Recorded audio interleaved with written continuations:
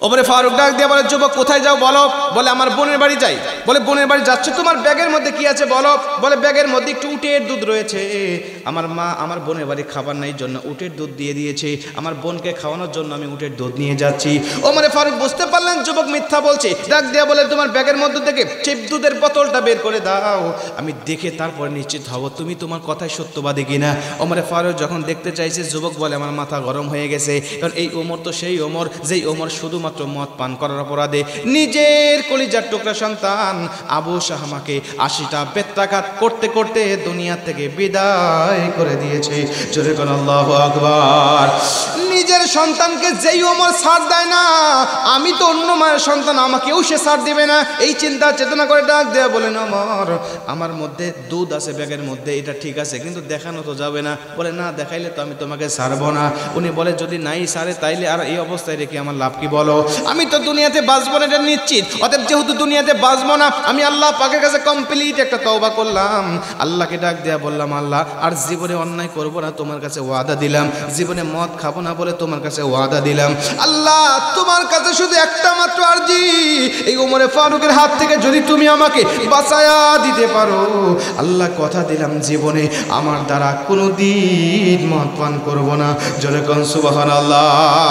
ওমরে ফারুক ডাক দেয়া, যুবক বিড়বিড় করে কি বলো, বের করে দাও তোমার ব্যাগের মধ্যে থেকে দুধের বোতল, দেখতে চাই দুধ নাকি অন্য কিছু।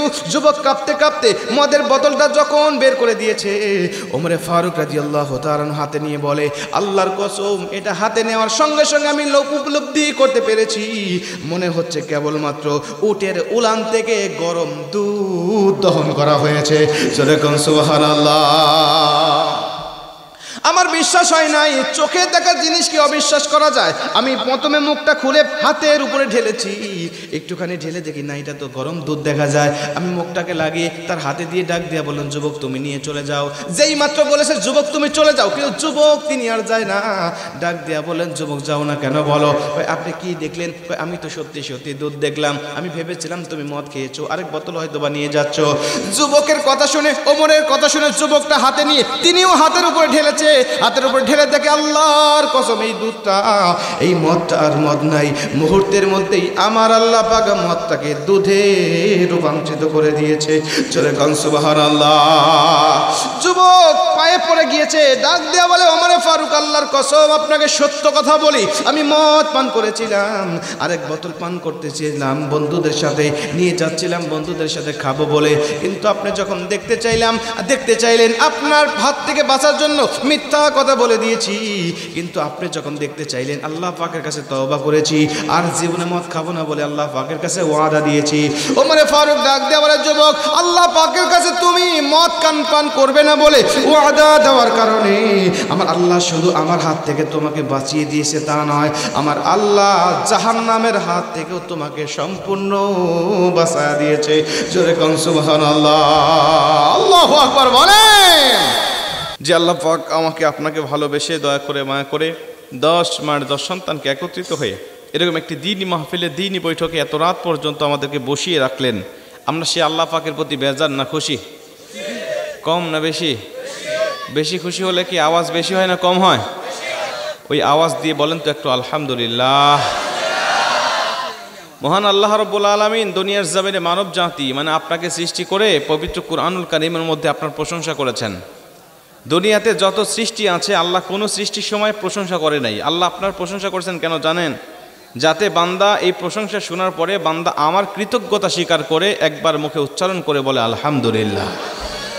আল্লাহ পাক আসমান সৃষ্টি করে কোথাও বলে নাই এই আসমান সবচেয়ে সুন্দর করে বানিয়েছি, জমিন সৃষ্টি করেও আল্লাহ কোথাও বলে নাই এ জমিন সবচেয়ে সুন্দর করে বানিয়েছি, ফেরেশতা জাতি সৃষ্টি করেও আল্লাহ বলে নাই ফেরেশতা জাতিকে সবচেয়ে সুন্দর করে বানিয়েছি, জিন জাতিকে সৃষ্টি করেও আল্লাহ পাক কোরআনের কোথাও বলে নাই এ জিন জাতিকে আমি আল্লাহ সবচেয়ে সুন্দর করে বানিয়েছি।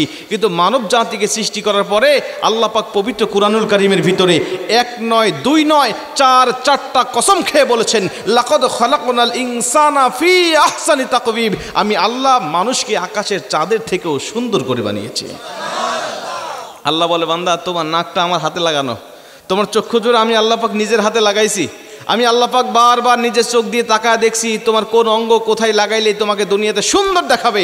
আমি আল্লাহর কাছে মনে হয়েছে যেখানে আমি আল্লাহ ঠিক লাগিয়েছি সেখানে আমি আল্লাহ পাকের হাত দিয়ে তোমাকে একটা সুন্দর জবানও লাগাই দিয়েছি। ওই জবান দিয়ে যখন একবার আমি আল্লাহকে আল্লাহ বলে রাখ দাও, আমি আল্লাহ রব্বুল আলামিন তোমার উপরে এতটা খুশি হয়ে যাই, এতটাই খুশি হয়ে যাই যে তোমার স্থান যদিও থাকে জাহান্নামের তালিকায়, মুহূর্তের মধ্যে জাহান্নামের তালিকা থেকে কেটে দিয়ে আমি আল্লাহ পাক তোমার ঠিকানা জান্নাতি তালিকায় উপস্থিত করে দিই। জোরে কোন সুবহানাল্লাহ। তাহলে বলেন আল্লাহর শুকরিয়া আদায় করার দরকার আছে না নাই? আর একটু জোরে বলেন আছে না নাই? আল্লাহর শুকরিয়া আদায় করার জন্য, আল্লাহকে খুশি করার জন্য একটা জোরে একটা শুকরিয়ার আওয়াজ দেব। আমাদের আওয়াজ শুনে এখনও যারা বাহিরে ঘোরাফেরা করতেছে, এখনও যারা আশেপাশে আছে, তারা যেন বুঝতে পারে যে মাহফিলে মোটামুটি তাবারকও চলে আসছে নাকি? কোন তাবার খায় নিবেন? দেন আগে খাবার দিয়ে দেন, আগে খায় নিক, খায় দেয় একটু শক্তি বানাই নিক, তারপর ওয়াজ করি নাকি? কোন তার মানে সিগন্যাল চলে আসছে, বেশিক্ষণ ওয়াজ হবে না, অল্পক্ষণ কথা হবে ইনশাল্লাহ। তারপরে আমরা তাবারক নিয়ে এখান থেকে বিদায় নেবো, কারণ ঠান্ডা হয়ে গেলে এগুলো আর খাওয়া যাবে না। কথা কোন ঠিক কি না? এই জন্য খুব বেশি না এত সময় করা যাবে না, অল্প সময়। তারপর ঠান্ডা হলে খাওয়া যায় না, খাবার জিনিস নষ্ট করে লাভ আছে? সারা রাত চলুক, সমস্যা আছে? সারা রাত চলুক, 1টা পর্যন্ত, সারা রাত চলুক, সমস্যা আছে কি? সারা রাত থাকবেন আপনারা? সারা রাত থাকবেন? দেখি হাত তোলেন, দেখি এগিয়ে থাকবেন সারা রাত। লিল্লাহি তাকবীর। থাকেন, সারা রাত থাকেন, আমি কিছুক্ষণ পরে চলে যাব। দেখ আল্লাহ পাক আমাদের এই ভালোবাসা, এই ভাব, এই আবেগগুলো জান্নাত পর্যন্ত কবুল করুক। জোরে কোন আমিন। তাহলে আমরা আল্লাহ পাকের একটা শুকরিয়ার আওয়াজ দেব। আমাদের আওয়াজ শুনে আশেপাশে যারা ঘোরাফেরা করতেছে ওরাও ভিতরে ঢুকতে বাধ্য হবে। এমনকি এখানে চতুর্দিকে ফেরেশতারা ঘেরাও করে দাঁড়িয়ে আছে। এই ফেরেশতারা আল্লাহ পাকের কাছে গিয়ে আমাদের জন্য আল্লাহ পাকের কাছে সাক্ষ্য দিবে এবং আজকের মাহফিলের পজিটিভ একটা রিপোর্ট আল্লাহ পাকের কাছে পৌঁছাবে ইনশাআল্লাহ। এমন একটা আওয়াজ দিতে পারবো তো ইনশাআল্লাহ? জোরে কোন পারবো তো ইনশাআল্লাহ? কিরে ভাই, তাবারক খেলা আসতেই আছে, এত তাবারক কে? লোক তো বেশি নেই। না না না, ওই বাহিরে যারা ওয়াজ শুনবে না ওদেরকে তাবারক দেওয়া হবে না। এই যে এখানে গেট আছে না, মোটামুটি ওই চাদরটা খুলে দিয়ে সাথে অ্যাটাচ করে দিবেন। আমরা ওয়াজের কোন ফাঁকে তাবারক দিয়ে দেবো ওদেরকে জানাবোই না। কথা কোন ঠিক কিনা? তাবারক যা নিয়ে আসছেন বেঁচে গেলে এক একজন 5 প্যাকেট করে নিয়ে বাড়ি যাবো। কথা কোন ঠিক কিনা? তবুও যারা ওয়াজ শুনবে না তাদেরকে কোনো তাবারক দেওয়া হবে না। ওয়াজ শুনে কষ্ট করে বসে থাকবে এরা, আর তাবারক নেবে অন্যজন, তা কি হয়? না না, আমরা বলবো না, মাইকে তাবারক দেওয়ার সময় বলবোই না। কোন ফাঁকে তাবারক দেবো, কতক্ষণ পরে দেবো, দোয়ার আগে দেবো নাকি পরে দেবো নাকি ওয়াজের মাঝামাঝি দেবো, কিচ্ছু বলবো না। কথা কোন ঠিক কিনা? রাজি আছেন তো ইনশাল্লাহ? ঠিক আছে, কালকে রান্না বান্না বন্ধ বাড়িতে, এগুলো নিয়ে গরম করে করে খাবেন। একটা তাকবীর দেন তো দেখি, লিল্লাহি তাকবীর। আল্লাহ পাকের শুকরিয়ার আওয়াজ দিচ্ছি সে আল্লাহ পাকের প্রতি যিনি শুনি নীলিমাময় মেঘ মুক্ত মহাকাশ, চন্দ্র সূর্য গ্রহ নক্ষত্র কীট পতঙ্গ সৌররাজি, আফ্রিকার গহীন বনে লুকিয়ে থাকা হিংস্র প্রাণী, সমুদ্রের তলে তলিয়ে থাকা নীল তিমি, পদতলে পিপিলিকা উড়ন্ত পক্ষীরাজি সহ আমাদের সকলের ক্ষুধার খাদ্য এবং পিপাসার পানির ব্যবস্থা করেন যে মহান সত্তা, ওই মহান মালিকের উপরে আমি একটি কণ্ঠ দিয়ে শুকরিয়ার আওয়াজ দিতে চাই।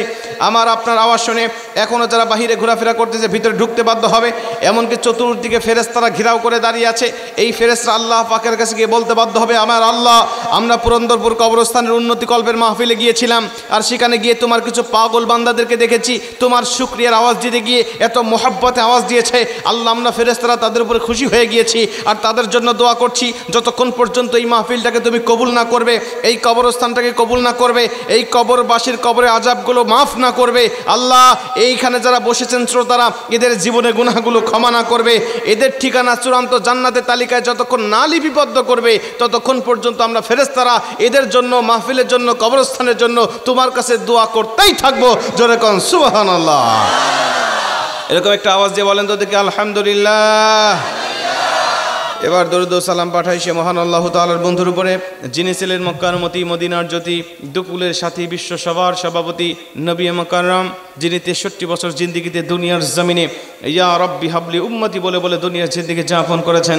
আজও যেই নবী মদিনাতুল মুনাওয়ারায় শুয়ে শুয়ে কাঁদছেন, কাল কিয়ামতের ময়দানে সমস্ত নবী রাসূল যখন ইয়া নাফসি করতে থাকবেন, সেদিনও আমার আপনার নবী জাহান্নামের গেইটে বা আরশে আজিমের সামনে সেজদায় পড়ে ইয়া রব্বি হাবলি উম্মতি বলে বলে কাঁদতে থাকবেন। ততক্ষণ এই গুনাহগার উম্মতের কপাল থেকে জাহান্নামের টিকিট ক্যান্সেল করে আমার আল্লাহ জান্নাত দিবেন না যতক্ষণ। জোরে কোন সুবহানাল্লাহ।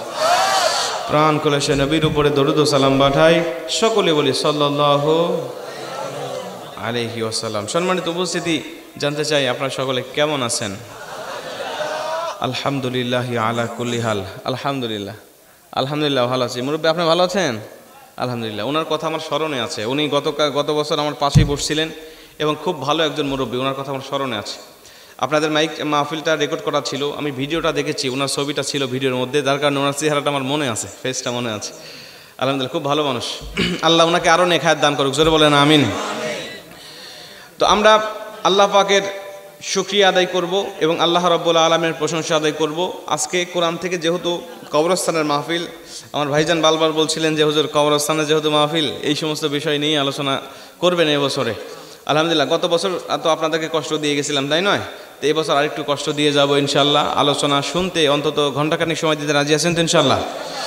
আল্লাহ পাক আমাদেরকে জান্নাতের বাগানে অন্তত ঘড়ি ধরে 1 ঘন্টাও যদি আমরা বসতে পারি, নবীজির ভাষা অনুযায়ী কমপক্ষে 500 রাকাত নফল নামাজের সওয়াব আমাদের আমল নামায় উঠে যাবে। অতএব আমরা একটু কষ্ট হলেও আমরা বসে থাকবো ইনশাল্লাহ। আলোচনা শুরুতে দোহাত উঁচু করে আমরা আল্লাহ পাকের একটা তাকবীর দেবো ইনশাল্লাহ। পারবো তো? তাকবীর দিলে তো কোনো সমস্যা নেই, নাই তো? এলাকায় কোনো আপনাদের রাজাকার মৌলবাদ বলে গালি দিবে না তো? সেদিন গেছে গা নাকি? সেদিন চলে গেছে না? এখন আর আল্লাহু আকবার তাকবীরের আওয়াজ দিলে কেউ কি বাধা দিবে আপনাদেরকে? তাকবীরের আওয়াজের বাধা দিলে কি সেই বাধা মানা যাবে? ইতিপূর্বে দিয়েছে তাই মানি নাই, এখন তার কেউ বাধা দেওয়ার লোক নেই। কথা কোন ঠিক কি না? তাকবীরের আওয়াজের বাধা ছিল অতীতে, তাকবীরের আওয়াজের বাধা দিয়ে কেউ রুখে রাখতে পারে নাই। তাকবীরের আওয়াজ হযরত ওমর ফারুক রাদিয়াল্লাহু তাআলা আনহু যখন কালেমা পড়ে মুসলমান হলেন, খোলা তলোয়ার নিয়ে আসছে এত বড়। নবীজির কাছে এসে ডাক দিয়ে বলছে, নবীজি এই তলোয়ারটা দেখেন, এই তলোয়ারটা আপনার কল্লা কাটার জন্য নিয়ে আসছিলাম, আপনার গলা কাটার জন্য নিয়ে আসছিলাম। আবু জেহেল আমাকে 200 লাল উট দিবে বলে আমাকে অফার করেছিল, আর আমি তার অফার পেয়ে আমি ধোকায় পড়ে বোকা হয়ে আমি আপনার কল্লা মাথা কাটার জন্য নিয়ে এসেছিলাম এই তলোয়ারটা। নবীজি 200 লাল উট আমি লোভে সামলাইতে পারি নাই, চলে আসছিলাম আপনার মাথা কাটার জন্য। কিন্তু প্রতিমধ্যে আমার বোন ফাতেমার কণ্ঠে সূরা তাহার তেলাওয়াত শুনে আমার মনটা পরিবর্তন হয়ে গেল। নবীজি আপনার কদমে এই তলোয়ারটা জমা দিলাম, আর আমি আপনার ঘোষণা করে দিলাম, আজকের থেকে যে ব্যক্তি আপনার বিরুদ্ধে কথা বলবে, আপনার ইসলামের বিপক্ষে কথা বলবে, আপনার কোরআনের আইনের বিপক্ষে কথা বলবে, আমি ওমরের তলোয়ারটা তার গর্দানটাই নামায় দিবে। ওমর ফারুক বলছে, নবীজি আমি আপনাকে একটা কথা বলতে চাই, আলাসনা আলাল হক, আমরা কি সত্যের পথে নাই? নবীজি বলছেন, বালা, হ্যাঁ আমরাই সত্যের পথে আছি। নবীজিকে আবার প্রশ্ন করলেন, নবীজি আরেকটা প্রশ্ন করতে চাই, আপনি কি আল্লাহ পাকের সত্য নবী নয়? নবীজি বলছেন, বালা আমি সত্য নবী। ওমর ফারুক বলছেন, নবীজি আরেকটা প্রশ্ন করতে চাই, এই যে কিতাব আপনি তেলাওয়াত করছেন, এই কিতাব যে কিতাবটা আমার বোন ফাতেমার কণ্ঠে শুনে আসলাম, নবীজি এই কিতাব কি আল্লাহ পাকের বাণী নয়? নবীজি বলছেন, বালা এটাই আল্লাহ পাকের কিতাব। নবীজিকে তখন ওমর ফারুক দীপ্ত কণ্ঠে বলছেন, নবীজি ফাফিম আল ইখতিফা, যদি এটা আল্লাহ পাকের বাণী হয়ে থাকে, আপনি যদি আল্লাহ পাকের নবী হয়ে থাকেন, আর এটাই যদি ইসলাম আল্লাহ পাকের মনোনীত ধর্ম হয়ে থাকে, তাহলে ফাফিম আল ইখতিফা, লুকিয়ে লুকিয়ে কেন ইসলাম প্রচার করবেন? আজকের থেকে প্রকাশ্যে ইসলামের দাওয়াত হবে, কারণ আমি ওমর ফারুক কালেমা পড়ে মুসলমান হয়ে গিয়েছি। নবীজি বলছেন, ওমর মাক্কি জীবন চলছে, একটু ধৈর্য ধারণ করো, আল্লাহর হুকুম হবে যখন আমি তোমাকে নিয়ে প্রকাশ্যে ইসলামের দাওয়াত দেব তখন। নবীজি বলছেন, একটু ধৈর্য ধারণ করো, আল্লাহর হুকুম হলেই তোমাকে নিয়ে যাব। ওমর ফারুক বলছে, নবীজি আল্লাহর হুকুম পর্যন্ত আমি একটু ধৈর্য ধারণ করলাম, তবে একটা অনুমতি আমাকে দিতে হবে। নবীজি আমার ভিতরে অনেক কুফরি জমা ছিল, আমার ভিতরে অনেক শিরকি জমা ছিল, নবীজি আমার ভিতরে অনেক অন্ধকার জমা ছিল। এখন একটু তাকবীরের আওয়াজটা আপনি দিতে বলেন, আমি একটু তাকবীরের আওয়াজ দিব। এই দারুল আরকাম থেকে তাকবীর দিতে দিতে আমার আমার গলায় যত শক্তি আছে সব শক্তিগুলো একত্রিত করে দারুল আরকাম থেকে তাকবীর দিতে দিতে আমি বাইতুল্লাহ পর্যন্ত যাব। নবীজি এই সময়টুকু আমাকে তাকবীর দেওয়ার অনুমতি দেন, প্রকাশ্যে আমি তাকবীর দেব, আপনার সাহাবীদেরকে নিয়ে আমি তাকবীর দেব। নবীজি বলছেন, ঠিক আছে তুমি তাকবীর দাও, আল্লাহর বরত্ব, আল্লাহর নামে তাকবীর কেউ থামাতে পারে না, আর এটা লুকিয়েও দেওয়া যায় না, এটা উচ্চ স্বরেই দিতে হয়, তুমি তাকবীরের আওয়াজ দাও। ওমর ফারুক গুনে গুনে 11 জন সাহাবী পাইলেন। 11 জন সাহাবীকে 2 কাতারে বিভক্ত করলেন। প্রথম কাতারের সামনে নবীজি চাচা আমির হামজাকে দিলেন, আর দ্বিতীয় নম্বর কাতারের সামনে উনি নিজে দাঁড়িয়ে গেলেন। দাঁড়িয়ে মক্কাবাসীকে উদ্দেশ্য করে একটা ভাষণ দিলেন, রে মক্কাবাসী শোনো, আজকে আমি তাকবীরের আওয়াজ দিতে দিতে দারুল আরকাম থেকে বাইতুল্লাহ পর্যন্ত যাচ্ছি। যদি কেউ নিজের মায়ের বুকটাকে খালি করতে চায়, যদি কেউ নিজের স্ত্রীকে বিধবা করতে চায়, যদি কেউ নিজের সন্তানকে ইতিম করতে চায়, আমি ওমরের তাকবীরের আওয়াজের বাধা যেন সে দেয়। জোরে কোন সুবহানাল্লাহ। এই বলে তিনি সেখান থেকে তাকবীর দিতে লাগলেন। নারায়ে তাকবীর আল্লাহু আকবারের স্লোগান দিতে লাগলেন। তার তাকবীরের আওয়াজের স্লোগান শুনে আবু জেহেল, আবু লাহাব, ওলীদ ইবনে মুগীরা, উতবা, শাইবা সবাই ঘর থেকে বের হয়ে আসলেন। কি ব্যাপার, কোন মুসলমানের এত বড় স্পর্ধা হলো, আজকে এত জোরে তাকবীরের আওয়াজ দিয়ে মক্কার আকাশ বাতাস প্রকম্পিত করে দেয়। এসে দেখে লাইনের সামনে ওমরে ফারুক দাঁড়িয়ে আছে। আরে যেই ওমরে ফারুককে দেখলে শয়তান পর্যন্ত রাস্তা চেঞ্জ করে অন্য রাস্তা দিয়ে যাইতো। ওই ওমরে ফারুককে দেখে কি আর আবু জেহেল, আবু লাহাব, ওলীদ ইবনে মুগীরা, উতবা, শাইবা কি আর ঠিক থাকতে পারে? সবাই দেখলেন এতদিন ওমরকে দেখেছি এক চেহারায়, এখন দেখতে পাচ্ছি ভিন্ন চেহারায়। সবাই লেজ গুটিয়ে আবার ঘরের মধ্যে ঢুকতে বাধ্য হয়েছে। মুসলমান তাকবীরের আওয়াজের বাধা দেওয়ার সাহস তাদের হয় নাই। তাকবীরের আওয়াজের বাধা তখনও কেউ দিতে রাখতে পারে নাই, এখনও কেউ দিচ্ছে না, এখনও দিলেও এটা রুখে রাখতে পারবে না। ভবিষ্যতেও তাকবীরের আওয়াজ থাকবেই, বরং যারা বাধা দিতে আসবেই ওরাই এ দেশ থেকে পালিয়ে যাবে। কথা বলেন ঠিক কিনা? ওদের তাকবীরের আওয়াজ ছিল, তাকবীরের আওয়াজ আছে, তাকবীরের আওয়াজ থাকবেই, বরং যারা বাধা দিবেই ওরাই এদেশ থেকে, এ সমাজ থেকে, এ জাতি থেকে বিচ্ছিন্ন হয়ে যাবে। কথা বলেন ঠিক কি না? ওদের তাকবীরের আওয়াজ আমরা দিব আল্লাহ পাকের বরত্ব ঘোষণা করার জন্য। একটা তাকবীর দেন তো দেখি, লিল্লাহে তাকবীর, লিল্লাহে তাকবীর, লিল্লাহে তাকবীর। আল কোরআনের আলো, আল হাদিসের আলো, দুনিয়ার মুসলিম, লিল্লাহে তাকবীর। নাস্তিকতা নিপাত যাক, দিন ইসলাম জিন্দাবাদ। নাস্তিকতা নিপাত যাক, দিন ইসলাম জিন্দাবাদ। কোটি প্রাণে একই আওয়াজ, খোদাদ্রোহী ছাড় পাবে না, এই বাংলায় ঠাঁই হবে না।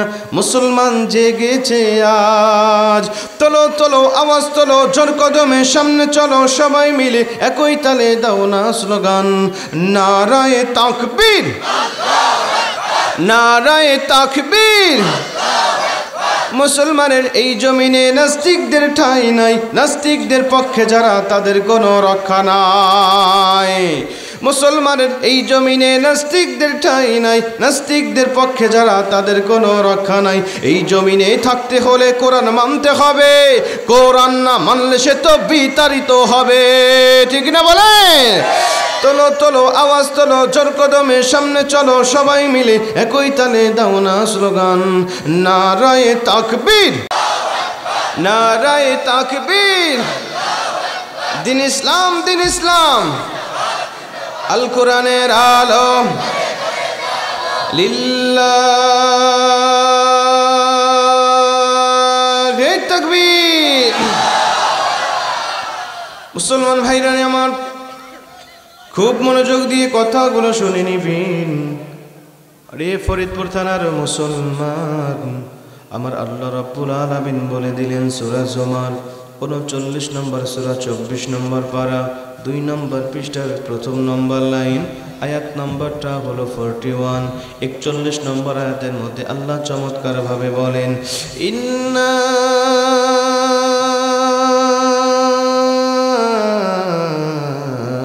أنزلنا عليك الكتاب للناس بالحق فمن اهتدى فلنفسه ومن ضل فإنما يدل عليها وما أنت عليهم بوكيل।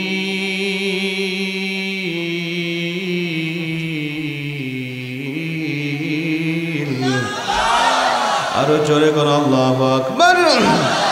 প্রত্যেকটি কুরআনুল কারীমের আয়াত তেলাওয়াত শেষ হবে যখন আমি আমার শাহাদাত আঙ্গুলি দিয়ে আপনাদেরকে ইশারা দিব, তখন আমার শাহাদাত আঙ্গুলিতে ইশারা পাবেন যখন 2 হাত উঁচু করে আল্লাহু আকবারের আওয়াজটা দিবেন, তখন এই কর্মসূচি চলতে থাকবে ততক্ষণ, আখিরি মোনাজাত হবে না যতক্ষণ। রাজি আছেন যারা যারা 2 হাত উঁচু করে আমার আল্লাহকে আবারও দেখা দেন তারা তারা জোরে করে আল্লাহু আকবার। মুসলমান ভাইরা আমার, খুব মনোযোগ দিয়ে কথাগুলো শুনে নিবেন। আল্লাহ রাব্বুল আলামিন বললেন, দুনিয়ার মুসলমান, আমি আল্লাহ তাআলা তোমাদের জানিয়ে দিলাম, এই দুনিয়ার জমিনে তোমার উপরে নাজিল করে দিয়েছি 30 পারা আল কোরআন। আমি মালিক বলে দিলাম, এই কোরআন দিয়ে যদি তোমাদের ব্যক্তিগত জীবন, পারিবারিক জীবন, সামাজিক জীবন, রাষ্ট্রীয় জীবন চালাইতে পারো, আমি আল্লাহ পাকের বক্তব্য হলো এই কোরআন দিয়ে নিজের জীবনটাকে পরিচালনা করার কারণে, এই কোরআন দিয়ে নিজের জীবনটা গ্রহণ করার কারণে, কোরআন যেটাকে হালাল করেছে ওই হালালটা মেনে নেওয়ার কারণে, কোরআন যেটাকে হারাম করে দিয়েছে ওই হারামটা বর্জন করার কারণে আমি আল্লাহ পাক বলে দিলাম দুনিয়াতে তুমি আমার সন্তুষ্টির উপরে থাকবে, আবার দুনিয়া থেকে যখন বিদায় নিয়ে চলে যাবে আমি আল্লাহ পাক তোমার কবরটাকে জান্নাতে পরিণত করে দেব। জোরে কোন সুবহানাল্লাহ। দুনিয়ার থেকে বিদায় নিয়ে চলে যাবে, জান্নাতের জন্য তোমাদেরকে কিয়ামত পর্যন্ত অপেক্ষা করার প্রয়োজন হবে না।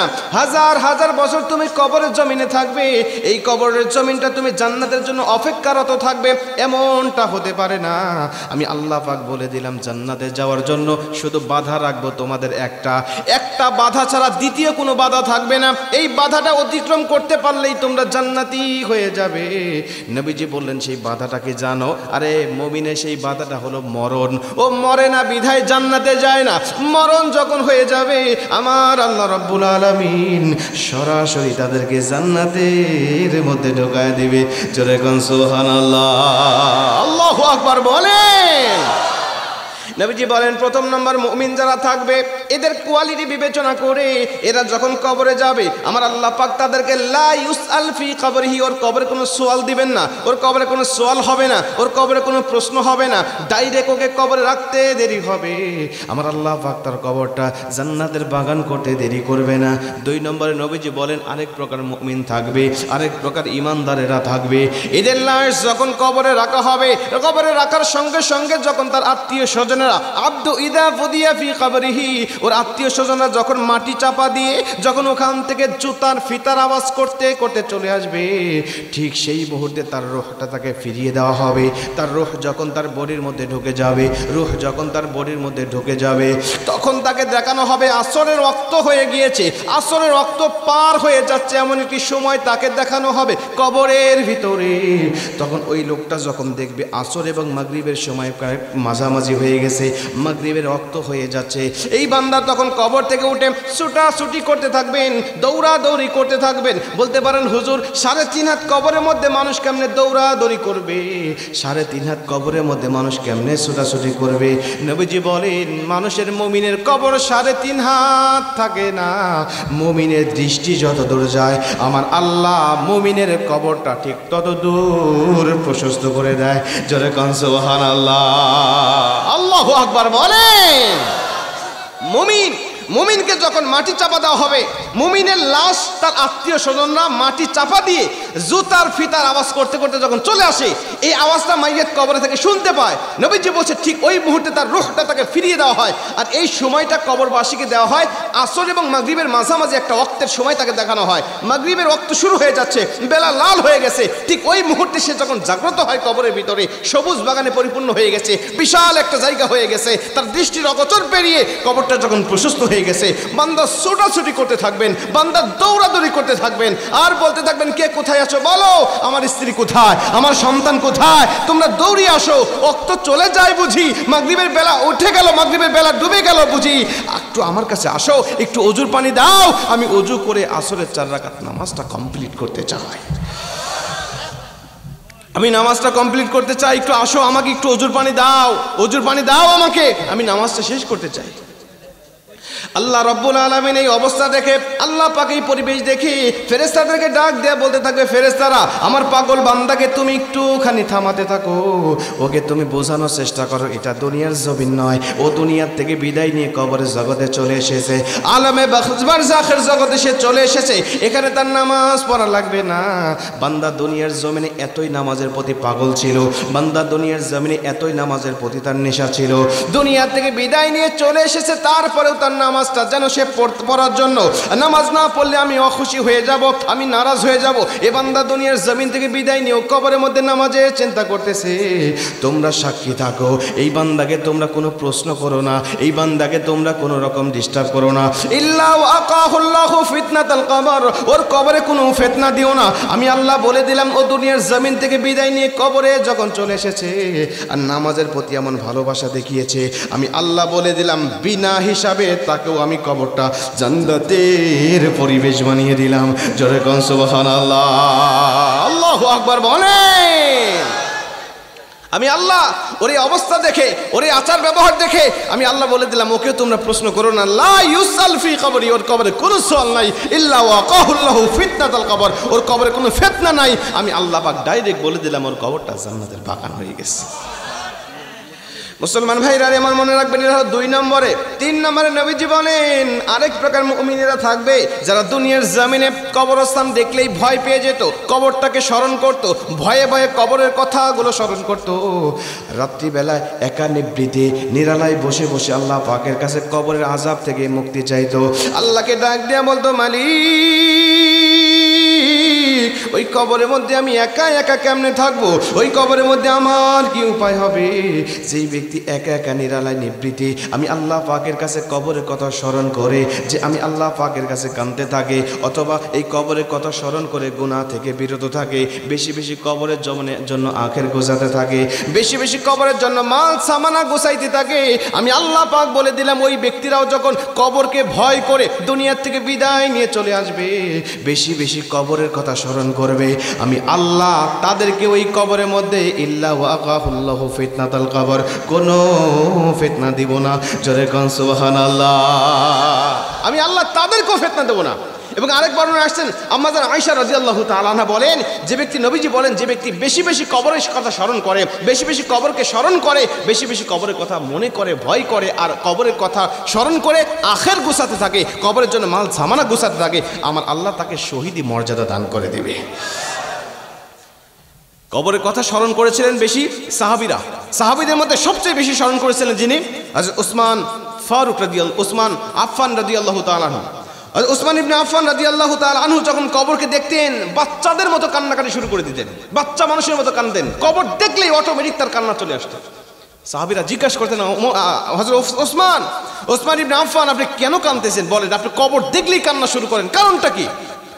উসমান ইবনে আফফান বলতে, এর জন্য কান্নাকাটি করি, আমি যখন রূহের জগতে ছিলাম লক্ষ লক্ষ কোটি কোটি রূহ আমার সাথে ছিল, আমি যখন আমার রূহের জগৎ পার করে আমার মায়ের পেটের মধ্যে আসলাম, ওই সময় 22 সপ্তাহ পার হওয়ার পরে আমার কানটা যখন খুলে গেল, আমি সবার শোরগোল শুনতাম, সবার কথা শুনতাম, আমার মা কি বলে, আমার মা কি খায়, আমার মা কোথায় যায়, আমার মা কোন কথাগুলো বলে, কি দেখে, সব আমি শুনতে পারতাম। বিজ্ঞানও বলে 22 সপ্তাহ পার হয়ে যাওয়ার পরে সন্তান মায়ের পেট থেকে সব কিছু শুনতে পারে। এজন্য নবীজি বলেন, মায়ের পেটে যখন সন্তান থাকবে ওই মা দুনিয়ার জমিনে ভালো ভালো কাজ বেশি বেশি করতে থাকবে, কোরআন তেলাওয়াত বেশি বেশি করতে থাকবে, ওই বাচ্চা পেটের মধ্যে থেকে কোরআন তেলাওয়াত শুনতে থাকবে। ওই বাচ্চা যখন দুনিয়ার জমিনে ডেলিভারি হবে সে কখনো গান বাজনা নিয়ে আসক্ত হবে না, ওই বান্দাও কুরআনুল কারীমের প্রতি আসক্ত হবে। জোরে কোন সুবহানাল্লাহ। বিজ্ঞান বলছে 22 সপ্তাহ থেকে 32 সপ্তাহের মধ্যে এই সন্তানের কান একেবারে ক্লিয়ার হয়ে যায়, মা যা বলে সেটাই সে শুনতে পায়। সন্তান যদি দেখে আমার মা কোরআন তেলাওয়াত করছে, সন্তান সেটা শুনতে পায়, দুনিয়াতে ভূমিষ্ঠ হওয়ার পরে ওই কোরআন তেলাওয়াত শুনলে সন্তান শান্ত হয়। জোরে কোন সুবহানাল্লাহ। আর যদি ভারতের স্টার জলসা, জি বাংলার কিরণমালার হিন্দি সিরিয়াল দেখে, সন্তান ওটা শুনতে পারে মায়ের পেট থেকে এবং ওইটার প্রতি আকৃষ্ট হয়। আর ওই সন্তান যখন ভূমিষ্ঠ হয় ওকে জোর করে মাদ্রাসায় রেখে আসবেন, তাও থাকবে না, ও গান বাজনা নিয়ে ব্যস্ত থাকবে। এবং দেখবেন যে মোবাইল ছাড়াও ভাত খাবে না, মোবাইল ছাড়াও শান্ত হবে না, সব সময় মোবাইল ছাড়াও ও কোনো দিকে যাবে না। কেন? মায়ের পেটে থাকতে মা, ওই সন্তান যখন মায়ের পেটে ছিল তখন মা ওই মোবাইল নিয়ে টিভি সিডি নিয়ে ব্যস্ত ছিল। বিজ্ঞান দ্বারা প্রমাণিত, নবীজির হাদিসগুলো বিজ্ঞান দ্বারা আজকে প্রমাণ করে তারা এই রায়গুলো দিচ্ছেন। উসমান ইবনে আফফান বলে, মায়ের পেটে যখন ছিলাম তখন আমি বিভিন্ন কথাবার্তাগুলো শুনেছি, মনে হয়েছে আমার চতুর্পাশে মানুষজন আছে। রূহের জগতে আমার কাছে বিভিন্ন রূহ ছিল, মায়ের জগতে আমার কাছে বিভিন্ন মানুষ ছিল। আবার আমি যখন দুনিয়ার জমিনে এসেছি তখন হাজার হাজার মানুষের সাথে আমার ওঠা বসা হয়েছে।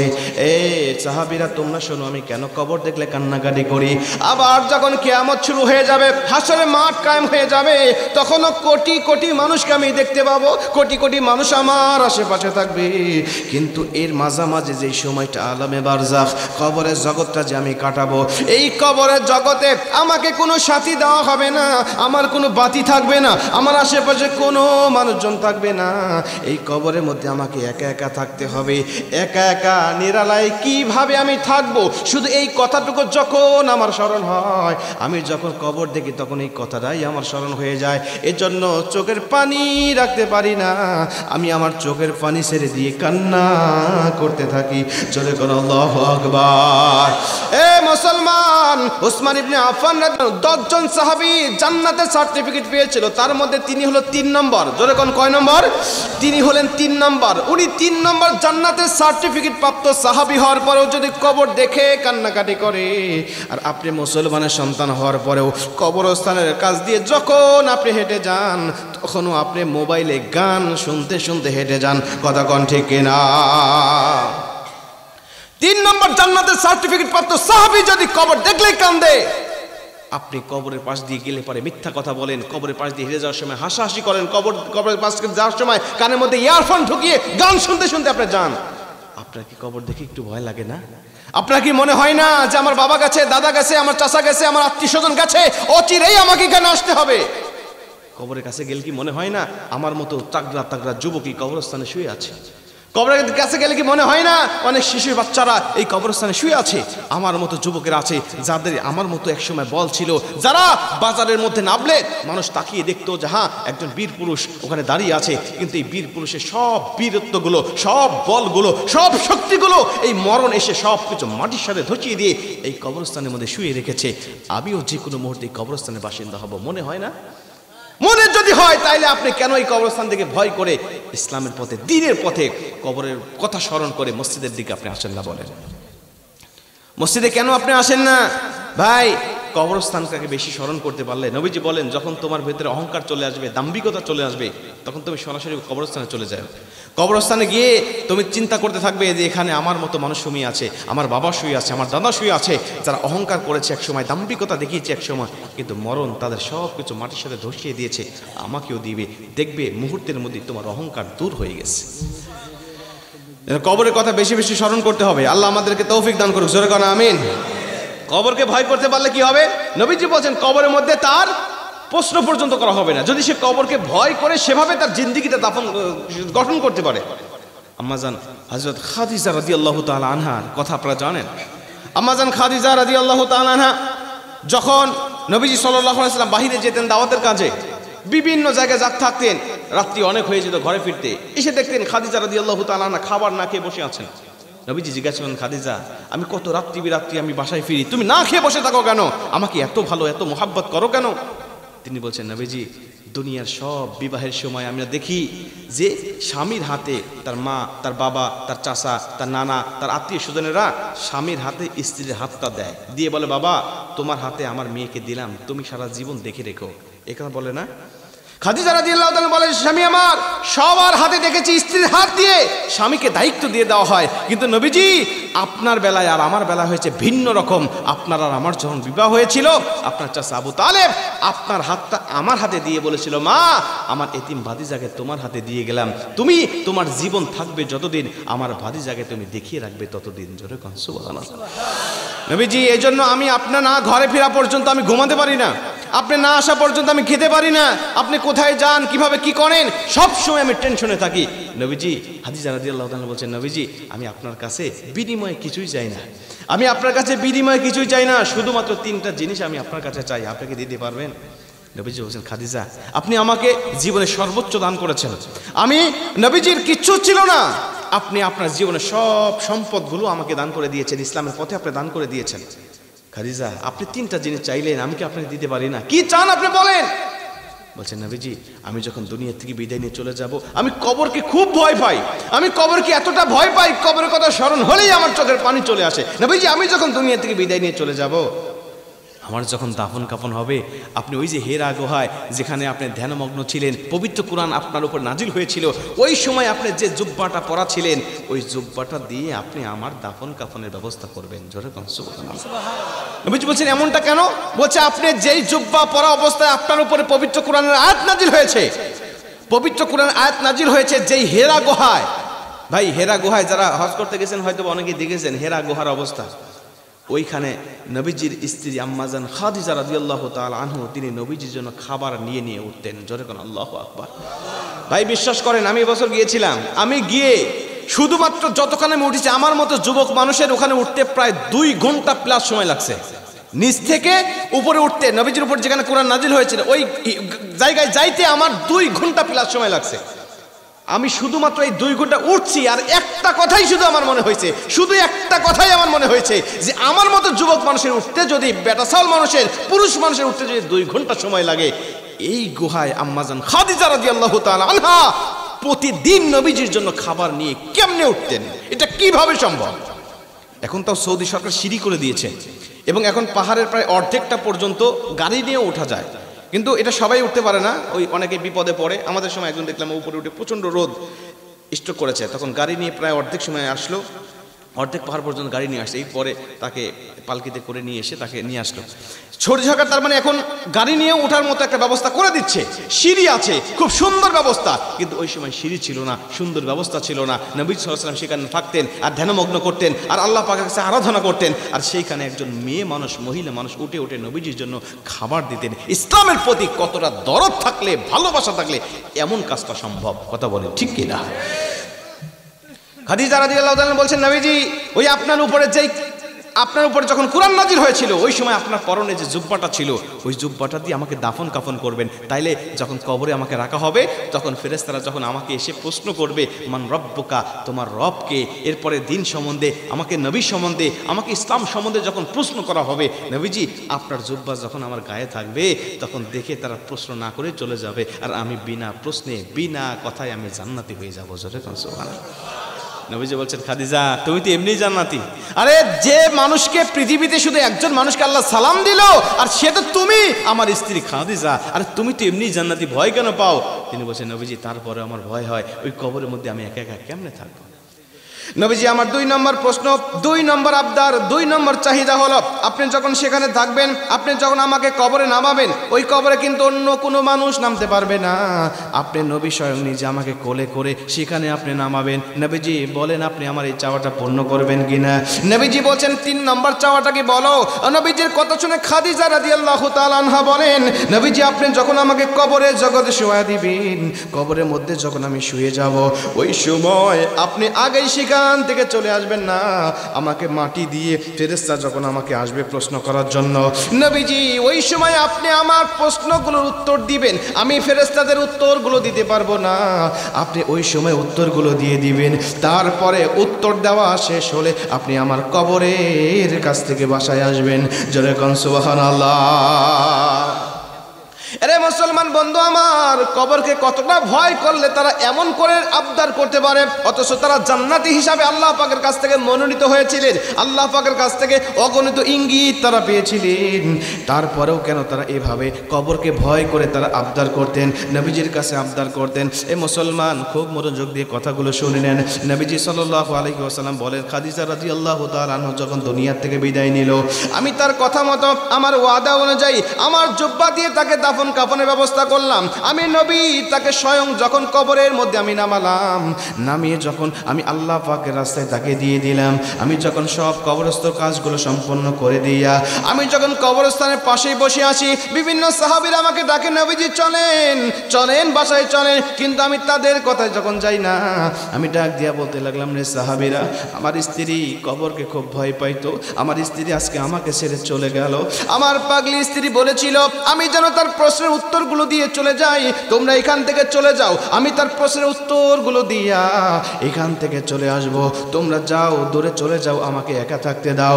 নবীজি বলেন, আমি দীর্ঘ সময় পর্যন্ত সেখানে থাকলাম, দীর্ঘ সময় পর্যন্ত সেখানে অপেক্ষা করলাম, কিন্তু কোনো ফেরেশতাকে আমি যখন দেখতে পাইলাম না, মুনকার নাকির যখন উপস্থিতি আমি টের পেলাম না, আমি দীর্ঘক্ষণ সেখানে বসে থাকার পরেও আমি যখন পাচ্ছি না, আল্লাহ পাকে ডাক দিয়া বললাম, আমার আল্লাহ, তার মানে কি হলো? আমি তো কিছুই বুঝতে পারলাম না।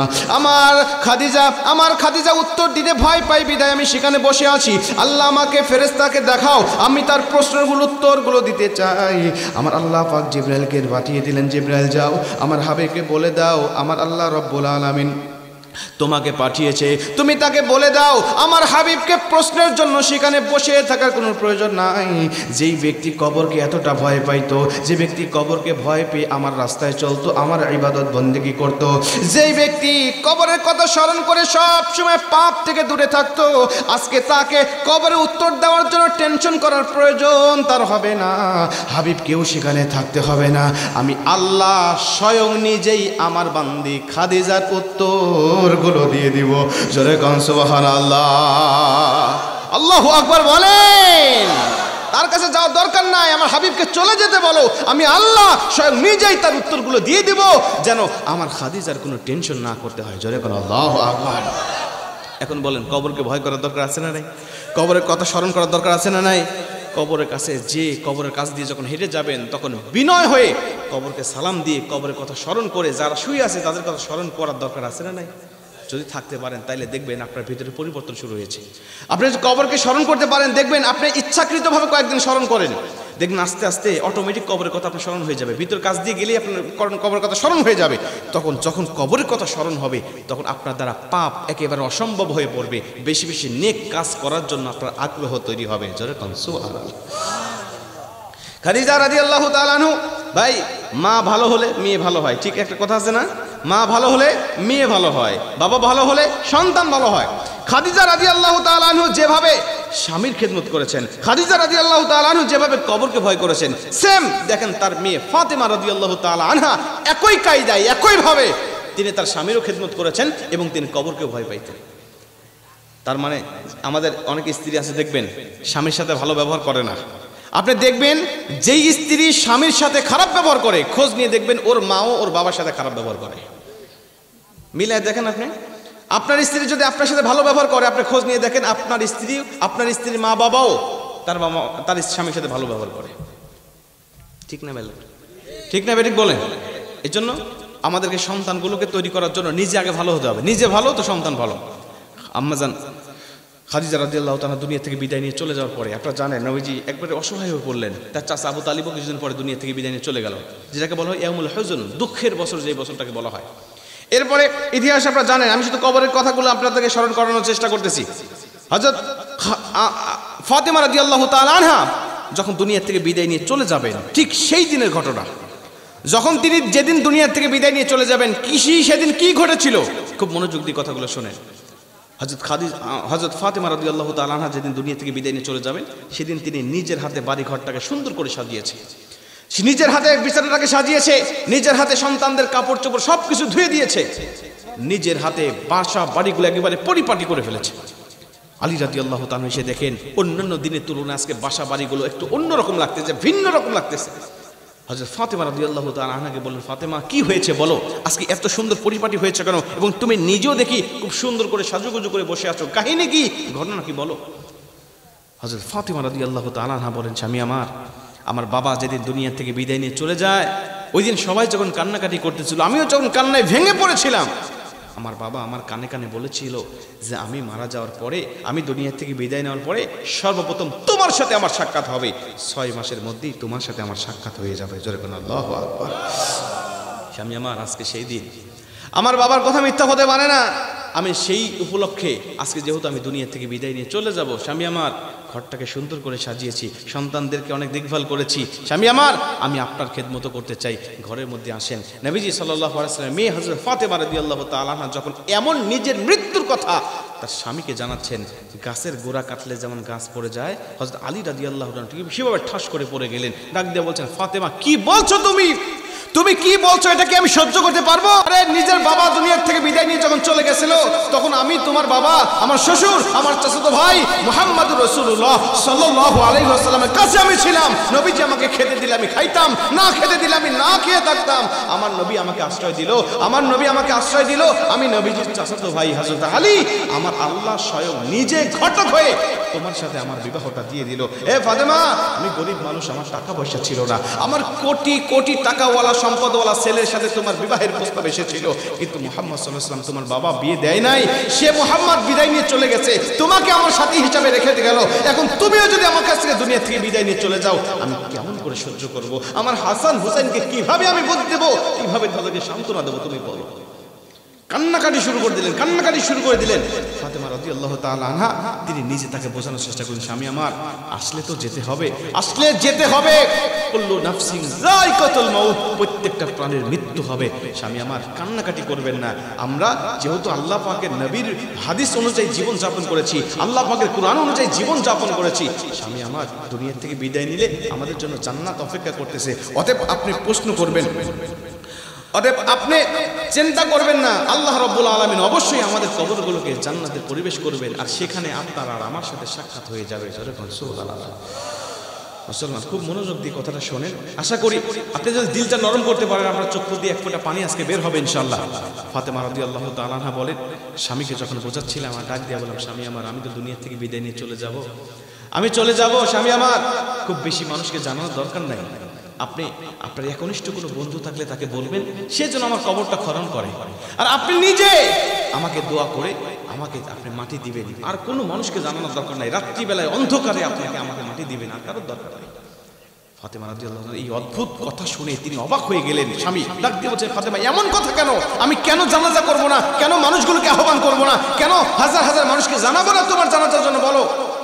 তিনি বলছেন, নবীজি আমি নবীজিকে একবার প্রশ্ন করেছিলাম, স্বামী আমার, বলেছিলাম যে আল্লাহ নবী বলেছেন 4টি কাজ করতে পারলে মেয়েরা বিনা হিসাবে জান্নাতে যাবে। সুবহানাল্লাহ। আমার বাবা বলেছিলেন 4টি কাজ করবে মেয়েরা, আর 8টা জান্নাতের দরজা তাদের জন্য খুলে দেওয়া হবে। আমি আমার বাবাকে বলেছিলাম, বাবা এই 4টি কাজ কি কি? আমার বাবা বললেন, 1 নম্বর 5 ওয়াক্ত নামাজ পড়া, 2 নম্বর 30টা রমজান রোজা রাখা, 3 নম্বর সতীত্বের হেফাজত করা, আর 4 নম্বরে পর্দা করা। আমি আমার বাবাকে তখন বললাম, বাবা তাহলে এই 4টা আমলের মধ্যে সবচেয়ে গুরুত্বপূর্ণ আমল কোনটা আমাকে একটু বলেন। আমার বাবা বললেন, মা এই 4টি আমল খুব গুরুত্বপূর্ণ, কোনোটাই কম নয়। আমি বললাম, বাবা তারপরেও 1-2 সিরিয়াল তো আছে, আপনি একটু বলেন কোনটা সবচেয়ে বেশি পালন করার জন্য আল্লাহ পাকের কাছে পক্ষ থেকে তাগিদ এসেছে। মুসলমান ভাইরা আমার লক্ষ্য করেন, হযরত ফাতেমা রাদিয়াল্লাহু তাআলা বলেন, স্বামী আমার, তখন আমার বাবা বলেছিলেন, মা শোনো, অক্ত মতো নামাজ ফরজ, অক্ত মতোই নামাজ ফরজ, অক্ত ছাড়া নামাজ ফরজ নয়। 2 নম্বরে 30টা রমজানের রোজা ফরজ হলো একটু সময় ব্যাপী, দীর্ঘ রমজান মাস ব্যাপী হলো রোজাকে আল্লাহ ফরজ করেছে। রোজার বাহিরে, রোজা রমজান মাসের বাহিরে রোজা ফরজ নয়, তার মানে এটাও কন্ডিশন অনুযায়ী ফরজ। 3 নম্বরে স্বামী কাছে থাকলে স্বামীর খেদমত করা ফরজ, স্বামী যদি বিদেশে থাকে স্বামীর খেদমত তুমি করতে পারবে না। কিন্তু মা 4 নম্বরে একটি আমল রয়েছে যেটার কোনো সময় নেই, যেটার কোনো ক্ষণ নাই, যেটার কোনো দিন নাই, যেটা নির্ধারিত কোনো কন্ডিশন নাই, এটা হলো পর্দা। একটা মেয়ের জন্য সব সময় পর্দাকে আল্লাহ ফরজ করে দিয়েছে। ঘরে থাকলেও পর্দা ফরজ, বাইরে গেলেও পর্দা ফরজ, স্বামীর সামনেও পর্দা করতে হবে, বাইরে যখন যাবে তখনও পর্দা করতে হবে। স্বামীর সামনে পর্দা বলতে বোরকা পরে থাকতে হবে বিষয়টা এমন নয়, স্বামীর সামনে পর্দা করতে হবে কিভাবে, সময় আমি আসলে সামনে আপনাদেরকে বলতেছি। তবে স্বামী যেভাবে দেখলে খুশি হয় সেভাবে একজন স্ত্রী থাকবে। যদি স্ত্রীকে খোলামেলা দেখতে স্বামী পছন্দ করে, ওই স্ত্রীকে স্বামীর সামনে খোলামেলাই থাকতে হবে। জোরে কোন সুবহানাল্লাহ। স্ত্রী ডাক দিয়ে বলছেন, স্বামী আমার বাবা যখন বললেন পর্দা এমন একটি আমল যেটা সব সময়ের জন্য একটা মেয়ের উপরে ফরজ, সেদিন থেকে আমি নিয়ত করেছি, সেদিন থেকে আমি ইরাদা করেছি, আমার জীবনের শুরু থেকে নিয়ে মরণ পর্যন্ত পর্দার প্রতি আমি সবচাইতে বেশি গুরুত্ব দিব। জোরে কোন সুবহানাল্লাহ।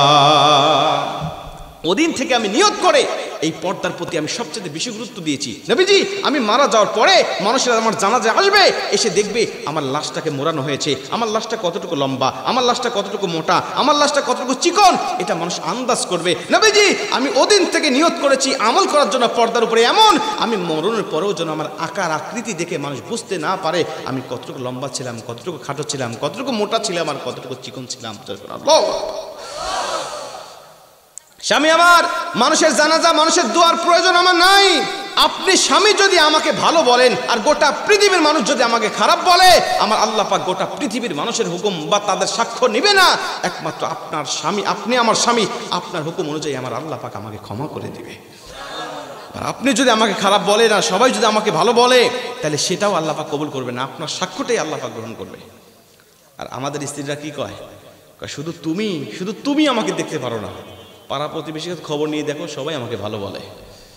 কি বলে না, বলে শুধু তুমি আমাকে দেখতে পারো না, আর আশেপাশে খবর নিয়ে দেখো সবাই আমাকে ভালো বলে জানে, আর তুমি আমাকে খারাপ বলো।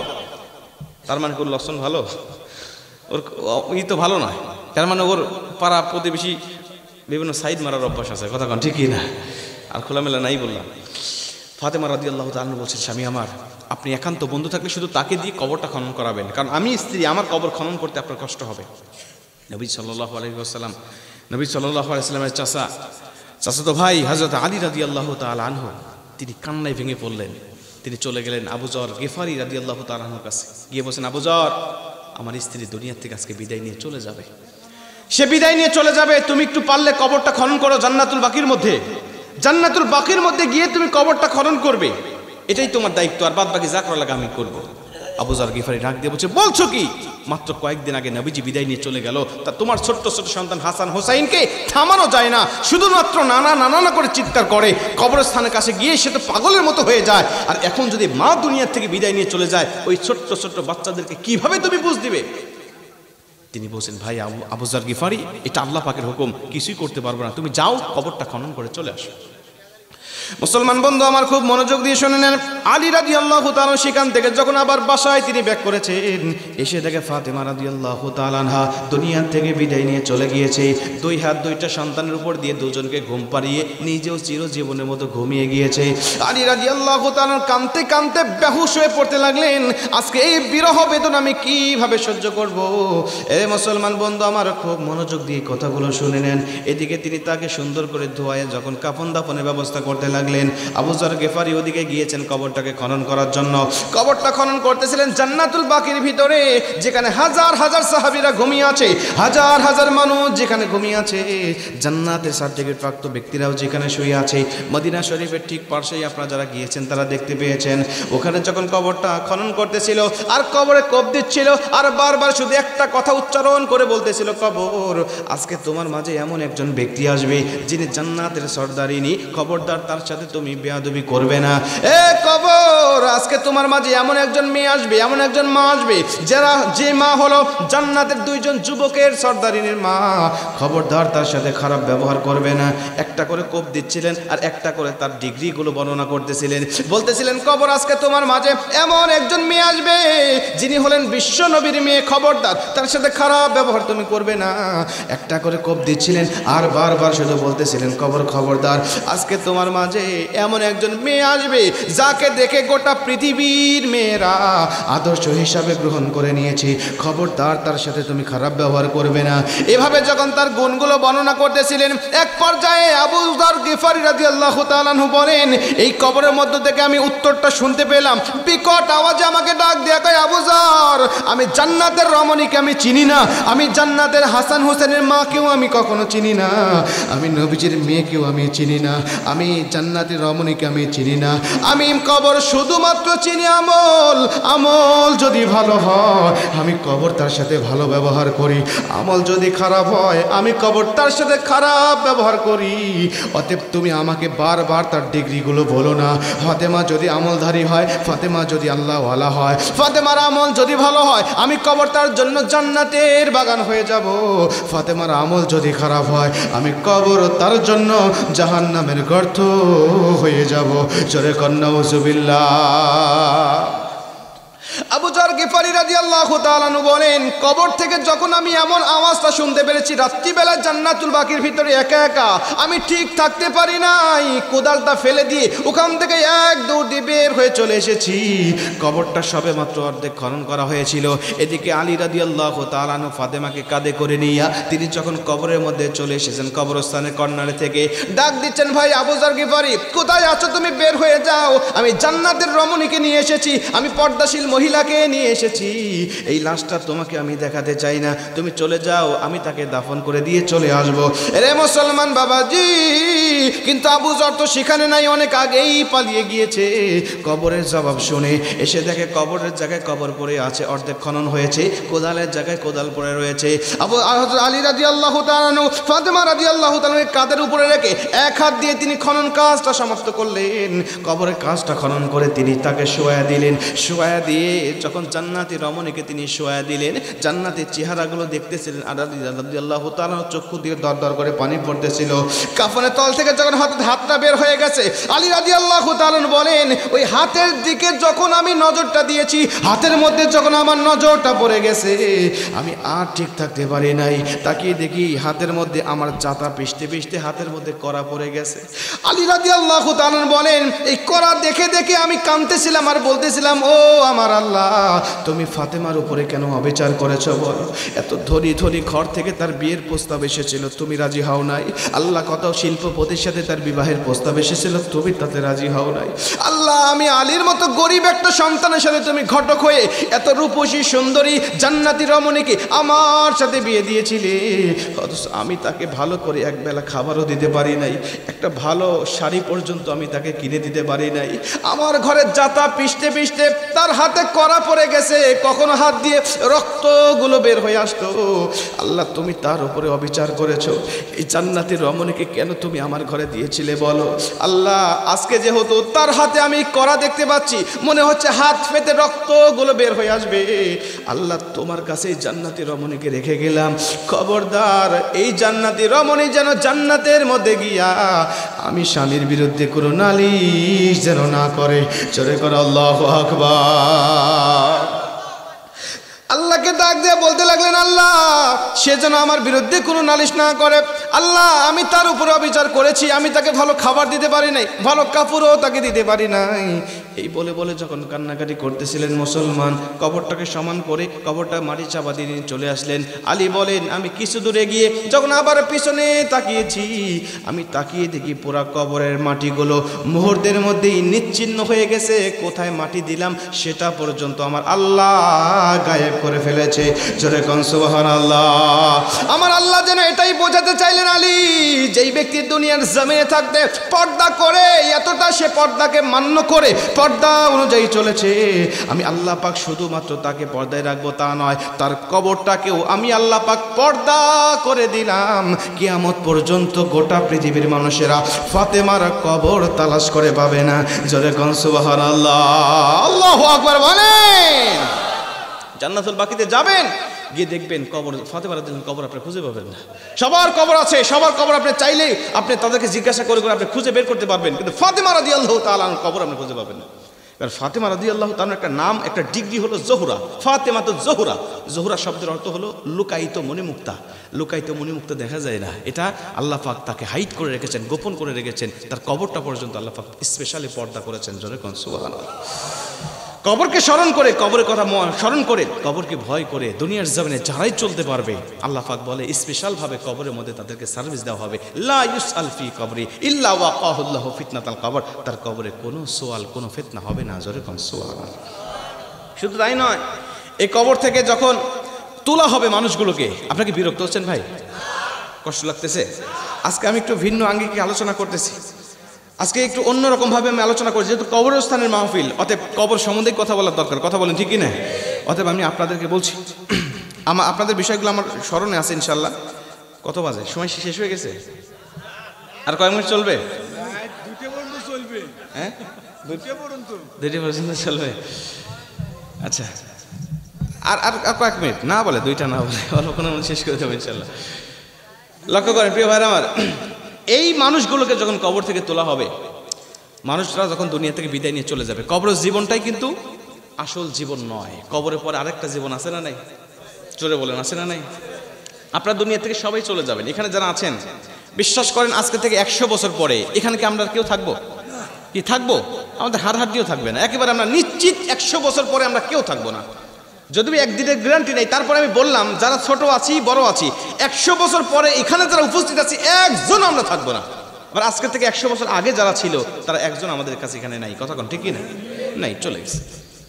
এভাবে চলতেই থাকবে। চলতে চলতে যখন সবার হায়াত শেষ হয়ে যাবে, আল্লাহ পাক যখন কিয়ামতটাকে ঘনিয়ে আনার চিন্তা করবে, তখন আপনারা জানেন ইসরাফিল আলাইহিস সালাতু ওয়াস সালাম সিংগায় ফুঁক দেওয়ার জন্য আজও পর্যন্ত কিন্তু অপেক্ষারত আছে। তিনি 3টা ফুঁক দিবেন, তার সিংগায় 3টা ফুঁক দিবেন। এই 3টা ফুঁকের মাধ্যমে তার দায়িত্ব শেষ হবে, তার ডিউটি শেষ হবে। প্রথম ফুঁকটা যখন দিবেন, তখন সূরা কারিয়ার মধ্যে আল্লাহ পাক এই ঘটনা বর্ণনা করেছেন যে ইসরাফিল আলাইহিস সালাতু ওয়াস সালাম যখন এই সিংগায় যখন তিনি ফুৎকার দিবেন, এই আজকে আমরা মাহফিল করতেছি, এখনো কিন্তু ইসরাফিল আলাইহিস সালাতু ওয়াস সালাম তার মুখের এই 2 ঠোঁটের মাঝখানে সিংগায় বাঁশি নিয়ে কিন্তু আজও পর্যন্ত তিনি অপেক্ষারত আছে। আল্লাহ হুকুম করবে কখন? আল্লাহর হুকুম হবে যখন উনি সিংগায় ফুঁক দিয়ে গোটা পৃথিবীটাকে ধূলিসাৎ করে দিবে যখন। জোরে কোন আল্লাহু আকবার। এখনো দাঁড়িয়ে আছে উনি। আপনি নাফরমানি করতেছেন, একটাবার চিন্তা করেন না, এখন যদি সিংগায় ফুৎকার হয়ে যায় আমার অবস্থা কি হবে? যখন সিংগায় ফুৎকার হবে তখন নবীজি বলেন, এই যে বিশাল বিশাল পাহাড়গুলো আমরা দেখতে পাই, এই পাহাড়গুলো তুলার মতো উঠতে থাকবে, পাহাড়গুলো তুলার মতো উঠতে থাকবে। মানুষ কেউ থাকবে তখন নামাজে, ওই নামাজ অবস্থায় তিনি শুধুমাত্র বিহঙ্গ তরলের মতো, পতঙ্গের মতো, কীট পতঙ্গের মতো শুধুমাত্র ছুটতে থাকবে, নিক্ষিপ্ত হতে থাকবে, আকাশের তারকাগুলো নিক্ষিপ্ত হতে থাকবে। যে যে অবস্থায় আসছে না কেন, ওই অবস্থার মধ্য থেকে সে শুধুমাত্র দৌড়াইতে থাকবে আর ছুটাছুটি করতে থাকবে। নবীজি বলেন, ওই বাঁশির আওয়াজটা এত ভয়ানক হবে, এতটাই ভয়ানক হবে, যে সমস্ত মায়েদের পেটে সন্তান থাকবে 1 মাস 2 মাস 3 মাস 4 মাস 5 মাস শুধুমাত্র রক্তপিণ্ড হয়েছে, এই মা ওই বাঁশির আওয়াজ শোনার পরে, সিঙ্গারে ফুৎকারের আওয়াজ শোনার পরে সহ্য করতে পারবে না। এই অপরিপক্ক বাচ্চাটা মুহূর্তের মধ্যে তিনি প্রসব করে ফেলবেন। কতটা ভয়ঙ্কর আওয়াজ হবে তখন, কোনো মানুষ আর নিজেকে কন্ট্রোল করতে পারবেন না।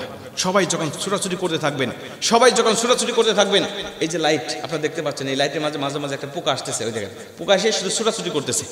শীতকালে আমরা আসলে পরে আমরা দেখতে পাই এই পোকার মতো শুধুমাত্র এই পাহাড় পর্বতগুলো, মানুষগুলো, ঘর বাড়িগুলো, দালান কোঠাগুলো, ঢাকায় গেলে পরে আপনারা বড় বড় বিল্ডিং দেখতে পান, এই বিল্ডিংগুলো সবগুলো ছুটতে থাকবে, শুধুমাত্র নিক্ষিপ্ত হতে থাকবে। আল্লাহ বলবে, ইসরাফিল আরেকটা ফুৎকার দাও। তখন ইসরাফিল আলাইহিস সালাম আরেকটা ফুৎকার দিবে, আর ওই ফুৎকারের মাধ্যমে পৃথিবীতে আল্লাহ যত প্রাণী সৃষ্টি করেছেন সমস্ত প্রাণীগুলো মুহূর্তের মধ্যে দুনিয়ার থেকে বিদায় নিয়ে চলে যাবে, কেউ বাদ থাকবে না, সবাই দুনিয়ার থেকে বিদায় নিয়ে চলে যাবে। আল্লাহ পাক আজরাইলকে ডাক দিয়ে বলবেন, আজরাইল সবাই কি মারা গেছে? আল্লাহ বলবে, আজরাইল বলবে, হ্যাঁ সবাই দুনিয়া থেকে বিদায় নিয়ে চলে গেছে। আর কে কে আছে? বলছে, আল্লাহর কেউ নাই, আল্লাহ কেউ নাই, আমি মানব জাতিকে শেষ করে দিয়েছি, জিন জাতিকে শেষ করে দিয়েছি, আল্লাহ শুধুমাত্র ফেরেশতা জাতি আর আপনি, আর কেউ নাই দুনিয়ার জমিনে জীবিত। আমার আল্লাহ পাক ডাক দিয়া বলবে, ফেরেশতা জাতিকেও শেষ করে দাও, সব ফেরেশতাদের জানগুলো তুমি কবজ করে নাও। তখন আজরাইল আলাইহিস সালাম সব ফেরেশতাদের জানগুলো কবজ করে নেবেন, নেওয়ার পর ডাক দিয়ে বলবেন, আল্লাহ ফেরেশতাদের জানগুলো শেষ হয়ে গেছে, আর কে আছে? বলবে, আল্লাহ শুধুমাত্র আমরা 4 জন ফেরেশতা আর আপনি, এর বাদ বাকি আর কেউ নাই।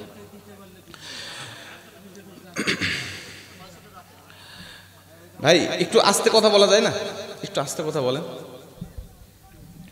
আল্লাহ পাক তখন আজরাইলকে ডাক দিয়ে বলবেন, আজরাইল এই 4 জনের মধ্যে তুমি বাকি 3 জনকে শেষ করে দাও, 4 জনের মধ্যে বাকি 3 জনকে তুমি শেষ করে দাও, ইসরাফিল, মিকাইল, জিব্রাইল, এই 3 জনকে তুমি শেষ করে দাও, আর তুমি আর আমি এই 2 জন ছাড়া বাদ বাকি সব শেষ করে দাও।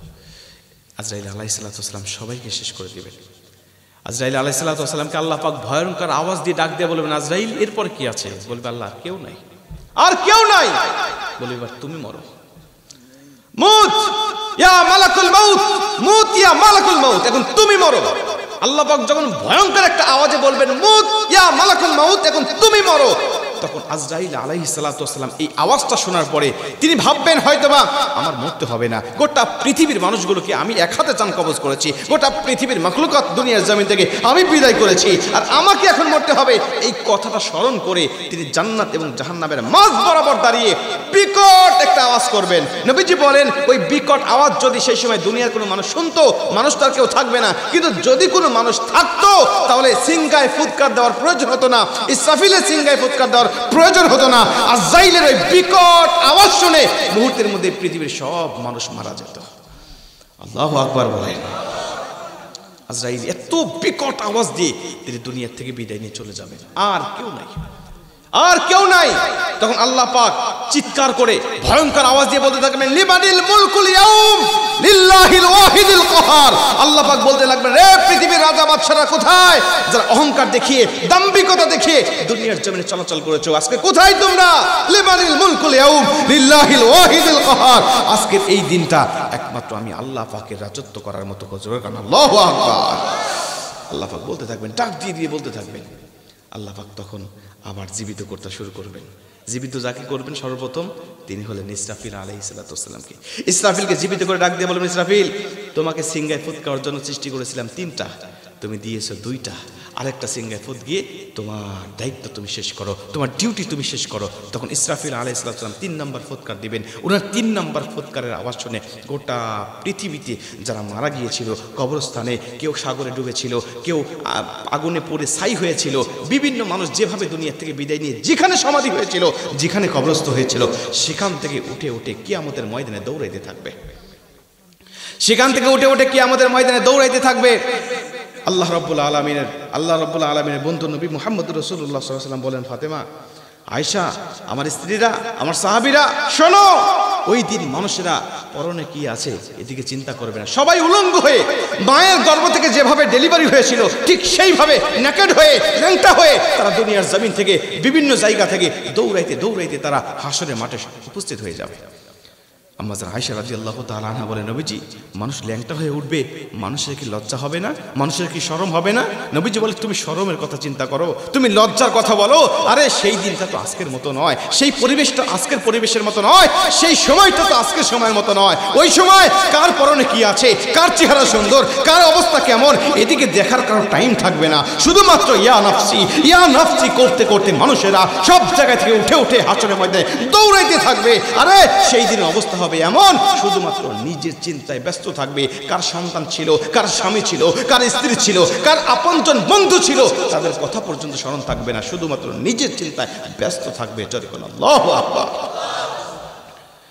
মুসলমান ভাইরা আমার লক্ষ্য করেন, নবীজি বলেন সেদিন সমস্ত নবীরা পর্যন্ত ইয়া নাফসি নাফসি করতে থাকবেন।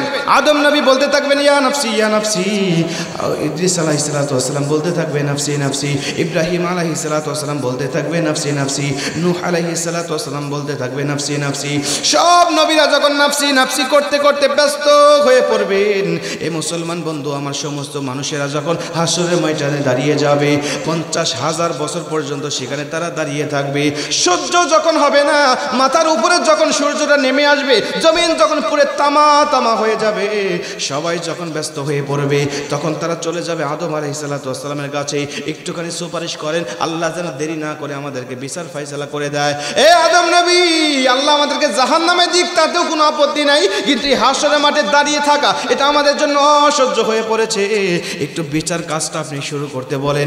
আল্লাহ পাক সেদিন কাহার রামনার রূপ ধারণ করে যখন সিংহায় তিনি বসে যাবেন, সিংহাসনে যখন তিনি বসে যাবেন, আদম নবী তাদেরকে ফিরিয়ে দিবেন না। আমার পক্ষে আল্লাহর কাছে আজকে সুপারিশ করার মতো কোনো শক্তি সাহস নাই, তোমরা চলে যাও হযরত নূহ আলাইহিস সালাতু ওয়াস সালামের কাছে। ঘটনার আপনারা জানেন, সব নবীর কাছে যখন তারা দৌড়াইতে থাকবে, মানে আপনারা দৌড়াইতে থাকবেন, সেদিন সমস্ত নবী আমাদেরকে ফিরিয়ে দিবে। সমস্ত নবী যখন ফিরিয়ে দিবে, কারণ সবাই নিজের চিন্তায় ব্যস্ত থাকবে, তাদের কম বেশি সকলেই কিছু ভুল ত্রুটি দুনিয়ার জমিনে ছিল, এই কথাগুলো স্মরণ করে তারা সকলেই যখন এভাবে কাঁদতে থাকবে, আমার নবী সঙ্গে সঙ্গে এসে দেখবেন আরশে আজিমে ঠিক সামনে সেজদায় পড়ে ইয়া রাব্বি হাবলি উম্মতি বলে বলে কাঁদতেছে। চলে কোন সুবহানাল্লাহ, আল্লাহু আকবার বলেন। সব নবীরা যখন নিজের চিন্তায় নাফসি নাফসি বলে বলে কাঁদতে কাঁদতে ব্যস্ত আছে, ঠিক আমার নবী সেই সময়ও তিনি উম্মতের চিন্তায় ব্যস্ত রয়েছে। আমার আল্লাহ নবী যখন আরশে আজিমের নিকটে একটা সেজদা দিয়ে দিবেন, আল্লাহ পাকের রাগ কিছুটা কমে যাবে, আল্লাহ পাক কিছুটা শান্ত হয়ে যাবে। আল্লাহ পাক তখন জাহান্নামের ফেরেশতাদেরকে ডাক দেয়া বলবে, রে ফেরেশতারা, তোমরা জলদি করে এই জাহান্নামটাকে 70,000 জিনজির দিয়ে তোমরা বেঁধে ফেলো। আজকে আমি আল্লাহ পাক তাদের যে রাগগুলো দেখতে পাচ্ছি, একজনকেও ঠিক রাখবে না, একজনকেও আস্ত রাখবে না, সবাইকে জাহান্নামের মধ্যে ঢুকে নিবে। তুমি জাহান্নামকে বেঁধে ফেলো। সমস্ত জাহান্নামের ফেরেশতারা 70,000 জিনজির দিয়ে জাহান্নামটাকে বেঁধে ফেলবে। তারপরেও জাহান্নাম গড় গড় গড় গড় করে আওয়াজ দিতে থাকবে, বলতে থাকবে, কোথায় সেই নাফরমানেরা, যেই নাফরমানরা দুনিয়ার জমিনে আল্লাহর হুকুম পালন করে নাই, আল্লাহর বিধানগুলো তারা মানে নাই, কোথায় গেল সেই নাফরমানেরা? ওই নাফরমানগুলোকে আজকে আমার মধ্যে ঢোকায়া দাও। আমার আল্লাহ পাক তখন বেছে বেছে গুনে গুনে 7 প্রকার ব্যক্তিদেরকে আল্লাহ আরশে আজিমের নিচে ছায়া প্রদান করাবে। জোরে কোন সুবহানাল্লাহ, আল্লাহু আকবার বলেন। কয় প্রকার ব্যক্তিকে? 7 প্রকার ব্যক্তিকে আল্লাহ পাক বেছে বেছে আরশে আজিমের নিচে আল্লাহ পাক স্থান দেবেন। বলবেন জাহান্নাম গড় গড় করুক, সমস্যা নাই, এই উত্তপ্ত ময়দানে তোমরা দাঁড়িয়ে আছো, সূর্য মাথার উপরে নেমে এসেছে, জমিন পুরো তামা হয়ে গেছে, এখন আমি আল্লাহ বিচারটা শুরু করব। তবে 7 প্রকার ব্যক্তি তোমরা আমার আরশে আজিমের নিচে তোমরা ছায়া প্রদান, এখানে রেস্ট নাও, এখানে আরাম ফরমাও, আমি আস্তে আস্তে বিচার কার্য করে তোমাদেরকে জান্নাতের ঠিকানা দিয়ে দেবো। সুবহানাল্লাহ। এর মধ্যে প্রথম যিনি থাকবেন উনি হলেন ন্যায় বিচারক, ইমামুনা আদিল, ন্যায় বিচারক। আপনারা এই কথা শোনার পর হয়তো ভাবতেছেন হয়তো বা কোনো দেশের সরকার হবে না, কোনো দেশের সরকার শুধু নয়, ন্যায় বিচারক আমরা সকলে এখানে বিচারক, ইমাম আমরা সকলেই। কেউ হয়তো বা স্ত্রীর শাসক, কেউ হয়তো বা ছেলে সন্তানের শাসক। আমার আন্ডারে যদি আমার স্ত্রী থাকে, আমার স্ত্রীর শাসক আমি, আমি স্বামী হিসাবে আমার স্ত্রীর শাসক, বাবা হিসাবে ছেলে সন্তানের শাসক, আমি মেম্বার হিসাবে একটা ওয়ার্ডের শাসক, আমি চেয়ারম্যান হিসাবে একটা ইউনিয়নের শাসক, আমি একটা এমপি হিসাবে একটা আসনের শাসক, আমি একজন সরকার হিসাবে একজন দেশের শাসক। কথা কোন ঠিক কিনা? আপনি যে যে পজিশনে আছেন ওই পজিশন থেকে যদি আপনি ন্যায় বিচার করতে পারেন, আল্লাহর কসম আল্লাহ পাক আরশে আজিমের নিচে আপনাকে ছায়াটা দিয়ে দিবেন। আপনি আপনার দেশ চালানোর যোগ্যতা নাই, আপনি মেম্বার হওয়ার যোগ্যতাও নাই, কিন্তু আপনি তো সংসার চালান, আপনার আন্ডারে আপনার স্ত্রী আছে, আপনার আন্ডারে আপনার ছেলে মেয়ে আছে। এই মানুষের মাঝে আপনার পরিবারের মধ্যে আপনি যদি ন্যায় বিচার করতে পারেন, তাহলে আপনি ইমামুন আদিল হবেন। আপনি ন্যায় বিচার করার কারণে আরশে আজিমের নিচে ছায়া পাবেন। আপনি তো সেটাও পারেন না। আপনার দুইটা সন্তানের মধ্যে আপনি ন্যায় বিচার করতে পারেন নাই। বড় সন্তানকে ফাঁকি দিয়েছেন, ছোট সন্তানকে জমি জমা সব লিখে দিয়েছেন। আপনি একটা মেয়ে একটা ছেলে, এই দুইটা ছেলে সন্তানের মধ্যে আপনি ন্যায় বিচার করতে পারেন নাই। মেয়ের মাথায় হাত দিয়ে দোয়া করে দিয়েছেন, মা তোর জন্য আমি দোয়া করে দিলাম, আর তোর সম্পদ তোর ভাইকে দিয়ে দিলাম। এরকম ডাকাত আছে এলাকায়? আপনাদের এলাকায় আছে? তাই ইমামুন আদিল আপনি হবেন কেমন করে? আরশে আজিমের নিচে আপনি ছায়া পাবেন কেমন করে? আপনি যদি আপনার সন্তানের মধ্যেই যদি ন্যায় বিচার না করতে পারেন, সেদিন কিয়ামতের ময়দানে আপনার কোনো স্থান হবে না, আপনার কোনো জায়গা হবে না। আল্লাহ পাক আপনাকে ওই জাহান্নামের আগুনে পুড়িয়ে পুড়িয়ে আপনাকে ভস্ম করে ফেলবেন। এই জন্য বলি, আমি বান্দার হক নিয়ে যখন আলোচনা করি, এটা তো বান্দার হকের বিষয়, তারপর যেহেতু সাংঘিকভাবে চলে আসলো, আমি এই জন্য বলছি প্রাসঙ্গিকভাবে, যে আপনাদের সন্তানগুলোকে কখনো ভাই অনিয়ম করবেন না, কখনো ঠকাবেন না। এক সন্তান আপনাকে বেশি ভালোবাসে বিধায় তার জমি জমা সব তাকে দিয়ে দিলেন, এটা করবেন না। আপনি যদি তার উপরে জুলুম করেন, আল্লাহ পাক আপনার ওই সন্তান যদি আপনাকে ক্ষমা না করে, আল্লাহ বলে আমি আল্লাহ তোকে ক্ষমা করি না। তা তুই হাজি হ, ফার্স্ট কাতারে মুসল্লি হ, তুই দান সদকা করে লক্ষ লক্ষ কোটি কোটি সওয়াব অর্জন কর, কোনো সমস্যা নেই। কিন্তু তুই যদি ওই সন্তানের কাছ থেকে মাফ না পাস, আমি আল্লাহ পাক তোকে মাফ করব না। হাজারো বাবা আছেন এমন, ধরা খেয়ে যাবেন, কিন্তু এদের পরিণতি দুনিয়াতেও ভালো হয় না, আখিরাতেও ভালো হয় না। আমার এলাকার একটা ঘটনা বলি, দুইটা সন্তান, বড় সন্তানকে ফাঁকি দিয়ে ছোট সন্তানকে লিখে দিছে, এবং ছোট সন্তান সব নেওয়ার পরে ও তো বগল বাজানো শুরু করছে, আমি সব পাওয়া গেছি, এখন বাবা মাকে দেখবো কেন? ও সন্তান স্ত্রী নিয়ে ঢাকায় আলাদা থাকে, আর বড় সন্তান দেখছে আমার বাবা মাকে কিচ্ছু দেয় নেই, আমি আমার বাবা মাকে দেখবো কেন? বড় সন্তানও আলাদা হয়ে গেছে। এখন ওই মা ওই বাবা মানুষের দুয়ারে দুয়ারে ভিক্ষা করে জীবনযাপন করে, অথচ এক পর্যায়ে তাদের অনেক টাকা পয়সা ছিল, অনেক টাকা পয়সা, কিন্তু বাবা দুর্নীতি করার কারণে ছোট সন্তানকে দিয়েছে, ছোট সন্তানও পালায় গেছে, টাকা পয়সা নিয়ে সম্পত্তিগুলো নিয়ে বেঁচে কিনে সব নিয়ে চলে গেছে। আবার বড় সন্তানকে এমনি তাকে তারা দিচ্ছে, কারণ তাকে কিছু দেয় নাই, সে তাকে দেখবে কেন? প্রিয় ভাই, এই জন্য বলি, দুনিয়াতে কখনো অনিয়ম করেন না, সন্তানের হক ফাঁকি দিয়েন না, মেয়ের হক ফাঁকি দিয়েন না, ভাইয়ের হক ফাঁকি দিয়েন না। অনেক সম্পর্কের মধ্যে সবচেয়ে অবহেলিত সম্পর্ক এখন ফুফু আর ভাতিজা, ঠিক না ভাই? ঠিক। অনেক ভাতিজা আছেন, ফুফুর বাড়ি কোথায় আপনারা জানেনই না, গ্রামগঞ্জে হয়তো বা জানেন, কিন্তু শহরের এলাকার খবর নিয়ে দেখেন অনেক ফুফুর খবর তারা জানেই না। বাবা বোনের হক ফাঁকি দিয়ে গেছে, ওইভাবে চলতে আছে। এখন তাদের মধ্যে অমিল শুরু হয়ে গেছে, আত্মীয়তার হক, আত্মীয়তার সম্পর্ক যারা ছিন্ন করে, নবীজি বলেন তাদের জন্য আমি আল্লাহ রসুল বলে দিলাম জান্নাত একেবারে হারাম করে দেওয়া হয়। আল্লাহু আকবার বলে। আল্লাহ পাক আমাদেরকে বান্দার হক নষ্ট করা থেকে বিরত রাখুন, জোরে বলেন আমিন। তাহলে ইমামুন আদিল আমরা হব। আমি সেদিকে যাচ্ছি না, আমি ওই সাবজেক্টের দিকে যাচ্ছি না, আমি আপনাদের বোঝানোর চেষ্টা করতেছি। আল্লাহ পাক বিচার কার্য শুরু করে দিবেন। বিচার কার্য যখন শুরু হয়ে যাবে, এক পর্যায়ে দেখা যাবে সব জান্নাতীদেরকে জান্নাতে ঢোকানো হয়ে গেছে, জাহান্নামীদেরকে জাহান্নামে ঢোকানো হয়ে গেছে, আর কেউ নাই। আল্লাহ পাক জান্নাতের ফেরেশতাদেরকে আবার ডাক দিয়ে বলবেন, দেখো জাহান্নামের মধ্যে কেউ আছে কিনা, কেউ আছে কিনা দেখো, খুঁজে খুঁজে বের করো। যদি কেউ থাকে এখনো যার দিলের মধ্যে, তার ইমানের মধ্যে সরিষা পর্যন্ত আমি আল্লাহ পাকের উপরে ভরসা ছিল, ইমান ছিল, ওকে বের করে নিয়ে এসে ওকে শাস্তি দেওয়ার পরে তোমরা এখন তাদেরকে জান্নাতের মধ্যে ঢুকায় দাও। যে ব্যক্তির জীবনে একবার আল্লাহকে বিশ্বাস করেছে, কালেমা পাঠ করেছে, আল্লাহ পাকের উপরে অগাধ বিশ্বাস ছিল যার অন্তরের মধ্যে, নামাজ কালাম পড়েছে, কিন্তু তার গুনাহ থাকার কারণে ওই গুনাহ অনুযায়ী তাকে শাস্তি আগে দেওয়া হবে, এরপরে যেটুকু আমল ছিল ওই আমল অনুযায়ী তাকে আবার বের করা হবে, বের করে তাদেরকে আবার জান্নাত দেওয়া হবে। যখন সুবহানাল্লাহ। এখন মনে করতেন হুজুর তাহলে তো আমি একদিন জান্নাতে যাবই, কিন্তু ভাই জান্নাতে যাওয়ার আগে যে জাহান্নামটা আপনাকে খাটতে হবে, এই জাহান্নামটা খাটতেই তো আপনার একদম অবস্থা কাহিল হয়ে যাবে। পুড়িয়ে পুড়িয়ে কয়লা বানিয়ে ফেলে দেওয়া হবে, পুড়িয়ে পুড়িয়ে কয়লা বানিয়ে ফেলে দেওয়া হবে, আপনার আকার আকৃতি বলতে কিছু থাকবে না। আল্লাহ পাক তারপরে বলবে দেখো আর কি আছে, জান্নাতি ফেরেশতারা বলবে আল্লাহ আর কেউ নাই, বলবে তারপরেও দেখো, খুঁজে খুঁজে দেখো, খুঁজে খুঁজে দেখো কে আছে। দেখবেন একটা মামলা আছে, একেবারে সামান্যতম ঈমান তার মধ্যে ছিল, সামান্য ঈমান তার মধ্যে ছিল, তিনি পাথরে চিপায় পড়ে পড়ে আল্লাহ পাকের জিকির করতেছে জাহান্নামের ভিতরে। আল্লাহ বলবে তাকে ডাক দাও, তাকে নিয়ে আসো, তাকে নিয়ে আসা হবে। আল্লাহ পাক বলবে জীবন নদীর পানি দিয়ে তাকে গোসল করায় দাও, তাকে গোসল করায় দেওয়া হবে। আল্লাহকে বলবে আল্লাহ আপনি আমাকে জাহান্নাম থেকে মুক্তি দিয়েছেন, আমি আর কিচ্ছু চাই না, শুধু আমাকে জাহান্নাম থেকে মুক্তি দিয়ে আপনি আমাকে জান্নাত এবং জাহান্নামের মাঝামাঝি আমাকে রেখে দেন, তাতেই আমি আল্লাহ আপনার উপরে খুশি হয়ে যাবো। জোরে কোন সুবহানাল্লাহ। মুসলমান ভাইরা আমার লক্ষ্য করেন, সর্বশেষ জান্নাতি ব্যক্তির কি অবস্থা হবে আমি শুধুমাত্র এটা আমি আপনাকে বোঝাচ্ছি। চলে গেছে আবার জাহান্নামে ছিল, তারা সবাই জাহান্নামের মধ্যে রয়ে গেছে। যারা কাফের মুশরিক তারা কখনোই জান্নাতে যেতে পারবে না, এরা হবে চিরস্থায়ী জাহান্নামে। কিন্তু যারা ঈমানদার, যারা মুসলমান, তাদেরকে আল্লাহ পাক একদিন না একদিন জান্নাতের মধ্যে ঢুকিয়ে দিবে। এই ব্যক্তিকে যখন নিয়ে আসা হবে আল্লাহকে ডাক দিয়ে বলবেন আল্লাহ আমি আপনার কাছে জান্নাত চাই না, শুধু এখানে থাকতে চাই আল্লাহ, শুধুমাত্র জাহান্নাম থেকেই আমি আপনার কাছে থেকে মুক্তি চাই। আল্লাহ পাক যখন জাহান্নাম থেকে তাকে মুক্তি দিয়ে দিবেন, আল্লাহ পাকের প্রশংসা করতে থাকবেন, আল্লাহ পাকের শুকরিয়া যখন করতে থাকবেন, দীর্ঘদিন যখন এইভাবে কেটে যাবে তখন আল্লাহ পাক ডাক দিয়া বলতে থাকবে আমার আল্লাহ আপনি আমাকে জাহান্নাম থেকে মুক্তি দিয়েছেন, কিন্তু পাশেই জান্নাত রয়েছে, এই জান্নাতের মধ্যে কোলাহলের আওয়াজ শুনতে পাই। আল্লাহ অনেক ভালো ভালো আওয়াজগুলো শুনতে পাচ্ছি জান্নাতের ভিতরে।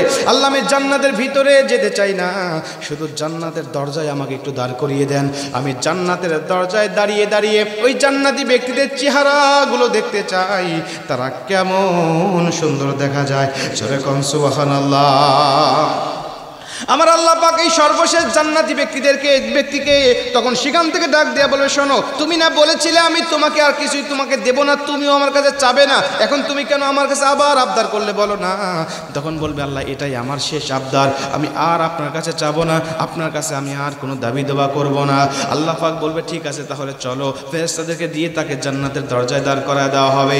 জান্নাতের দরজা যখন থাকবে এবার বন্ধুগণ এসি রুমের সামনে বা দরজার সামনে যখন দাঁড়ানো হয় দেখবেন এসি রুমের দরজার সামনে দাঁড়ানোর পরেও ভিতর থেকে হিমেল হাওয়া এসে তার হৃদয়টাকে কলিজাটাকে শান্তি করে দেয়, কতক্ষণ ঠিক কিনা?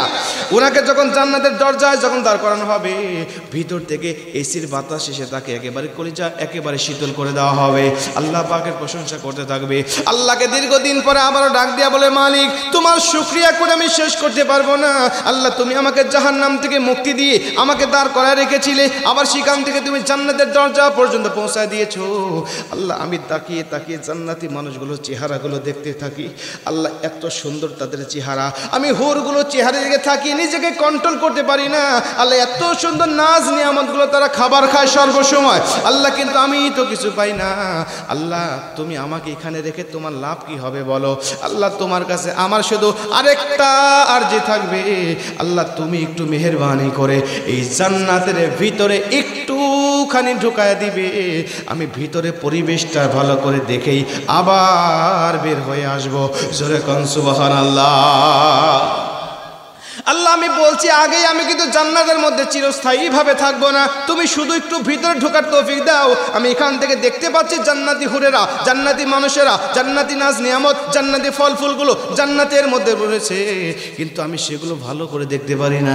আল্লাহ একটু অনুমতি দাও, ঢুকবো আর সেগুলো দেখেই আমি বের হয়ে চলে আসবো। আল্লাহ বলবে জান্নাতি তোমার কথা কিন্তু তুমি মনে রাখো, ওয়াদা যেন খেলাফ না হয়, ওয়াদা যেন বরখেলাপ না হয়। জান্নাতি বলবে আল্লাহ কোনো রকম বরখেলাপ হবে না, আপনি শুধু আমাকে অনুমতি দেন, বের হব, ঢুকবো আর বের হয়ে চলে আসবো। আমার আল্লাহ তখন আবারও যখন তাকে অনুমতিটা দিয়ে দিবেন জান্নাতি এক দৌড় দিয়ে ঢুকতে থাকবেন, শুধু দৌড়াইতে থাকবেন আর দৌড়াইতে থাকবেন।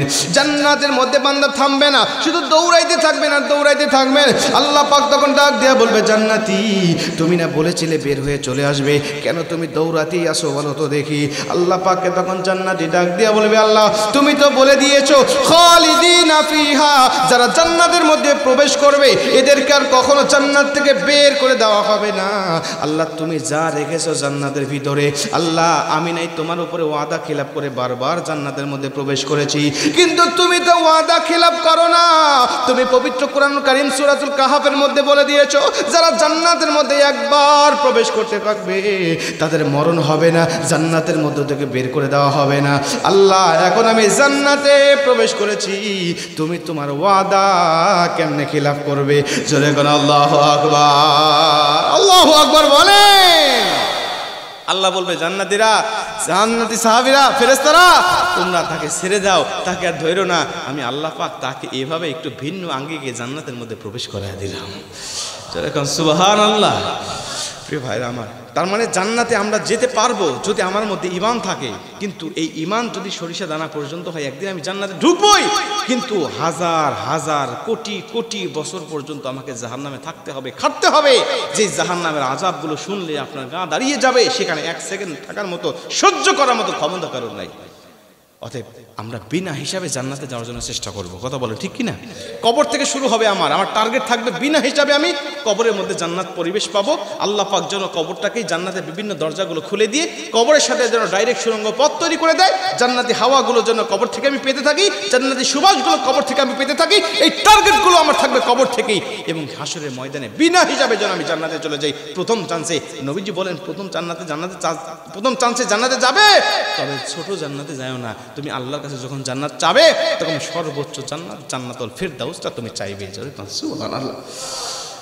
জান্নাতুল ফেরদাউস নবীজি বলেন কেন চাবে জানো? কারণ ওই জান্নাতের মধ্যে আমি নবী নিজে থাকবো, আর আমি চাই আমার সাথে তোমরা সাহাবীরা, তোমরা উম্মতেরা সবাই একই সাথে, আমার উম্মতরা এই জান্নাতুল ফেরদাউসেই থাকতে চাই, যেন সকাল বিকাল তোমাদের সাথে আমাদের সাক্ষাৎ হয়ে যায়। যেরকম সুবহানাল্লাহ। কেমন হবে যদি আপনি শুনতে পান যে আল্লাহ আপনাকে জান্নাতুল ফেরদাউস দিয়ে দিয়েছে? কেমন হবে সেদিন? আপনি কি করবেন বলেন? নিজেকে কন্ট্রোল করতে পারবেন? চূড়ান্ত সফলতা তো সেদিন পাবেন যেদিন আল্লাহ পাক আপনার জীবনে সব ভুল ত্রুটি ক্ষমা করে দিয়ে আপনাকে জান্নাত দিয়ে বলে সার্টিফিকেট দিবে। সুবহানাল্লাহ বলেন। আল্লাহ পাক আমাদের সবাইকে জান্নাতের আমলগুলো করার চেষ্টা করার তৌফিক দান করে জোরে বলেন আমিন। ভাই খুব মনোযোগ দিয়ে কথাগুলো শোনেন। এখন কথা হলো, আমি কবরের কথা বললাম, জান্নাত জাহান্নামের কথা কিছুটা আমি আপনাদেরকে বুঝাইলাম। এখন আপনাদের অন্তরটা আমার বিশ্বাস কিছুটা হলে একটু নরম হয়েছে না ভাই? কিছুটা হলেও নরম হয়েছে। এখন সুযোগটা এই মাহফিলগুলো করছে শুধুমাত্র যে উন্নয়ন কল্পে তা নয়, কিন্তু শুধু কবরস্থানের উন্নয়ন কল্পে মাহফিলটা না, এই লেখাটা আমি ভুল মনে করি। শুধুমাত্র কবরস্থানের উন্নয়নে নয়, যদি শুধু কবরস্থানের উন্নয়ন হইতো তাহলে এত কথা বলার দরকার ছিল না, ওয়াজ করার দরকার ছিল না, কমিটি আমাদের কিন্তু ওয়াজ করাইতো না, শুধু এসে বলতাম টাকা দেন টাকা দেন, টাকা তুলে আমরা চলে যেতাম। তার মানে শুধু কবরস্থানের উন্নতি নয়, এখানে আমাদের ইমানেরও উন্নতি করার দরকার। কথা বলে ঠিক কিনা? ইমানের উন্নতি লাগবে কি লাগবে না? লাগবে। ইমানের উন্নতি করার জন্য এ পর্যায়ে আমি আপনাদেরকে সবচাইতে গুরুত্বপূর্ণ যে বিষয়টা সেটা বলতে চাই, আর সেটা হলো যেহেতু আমাদের অন্তর নরম হয়েছে, মন মানসিকতা চেঞ্জ হয়েছে, এখন আমরা এই মুহূর্তে আল্লাহ পাকের কাছে কমপ্লিট একটা তওবা করে নেব। আল্লাহকে বলবো, আল্লাহ জীবনে যা করেছি ভুল করেছি, যা করেছি অন্যায় করেছি, আল্লাহ তুমি আমাকে ক্ষমা করে দাও। এখন থেকে আমার জীবনটাকে আমি নতুন করে তোমার পথেই সাজাতে চাই। যেরকম সুবহানাল্লাহ। এর বিনিময় কি হবে? এর বিনিময় কি হবে? নবীজি বলেন যখন কোনো মানুষ তওবা করে আল্লাহ পাকের কাছে 5টা ফর্মুলা মেনে, আল্লাহ পাক তখন তাকে কি করে? আল্লাহ স্বয়ং নিজে ফুরকানের মধ্যে বলছেন, সূরা ফুরকান, ইল্লা মান তাবা ওয়া আমানা ওয়া আমিলা আমালান সলিহা ফাউলাইকা ইউবাদদিলুল্লাহু সাইয়্যাতিহিম হাসানাত। আমার আল্লাহ ওই তওবা করার কারণে তার জীবনের সব গুনাহগুলো ক্ষমা করে দিয়ে ওর জীবনের যত গুনাহ ছিল এই গুনাহগুলোকে সওয়াব দ্বারা বদল করে, ফাউলাইকা ইউবাদদিলুল্লাহু সাইয়্যাতিহিম হাসানাত, আমার আল্লাহ গুনাহকে সওয়াব দ্বারা বদল করে, যেমনে দ্বারা গুনাহ দ্বারা জীবনটা ভরপুর ছিল ঠিক তেমনি ভাবে সওয়াব দ্বারা তার জীবনটাকে ভরপুর করে দেয়।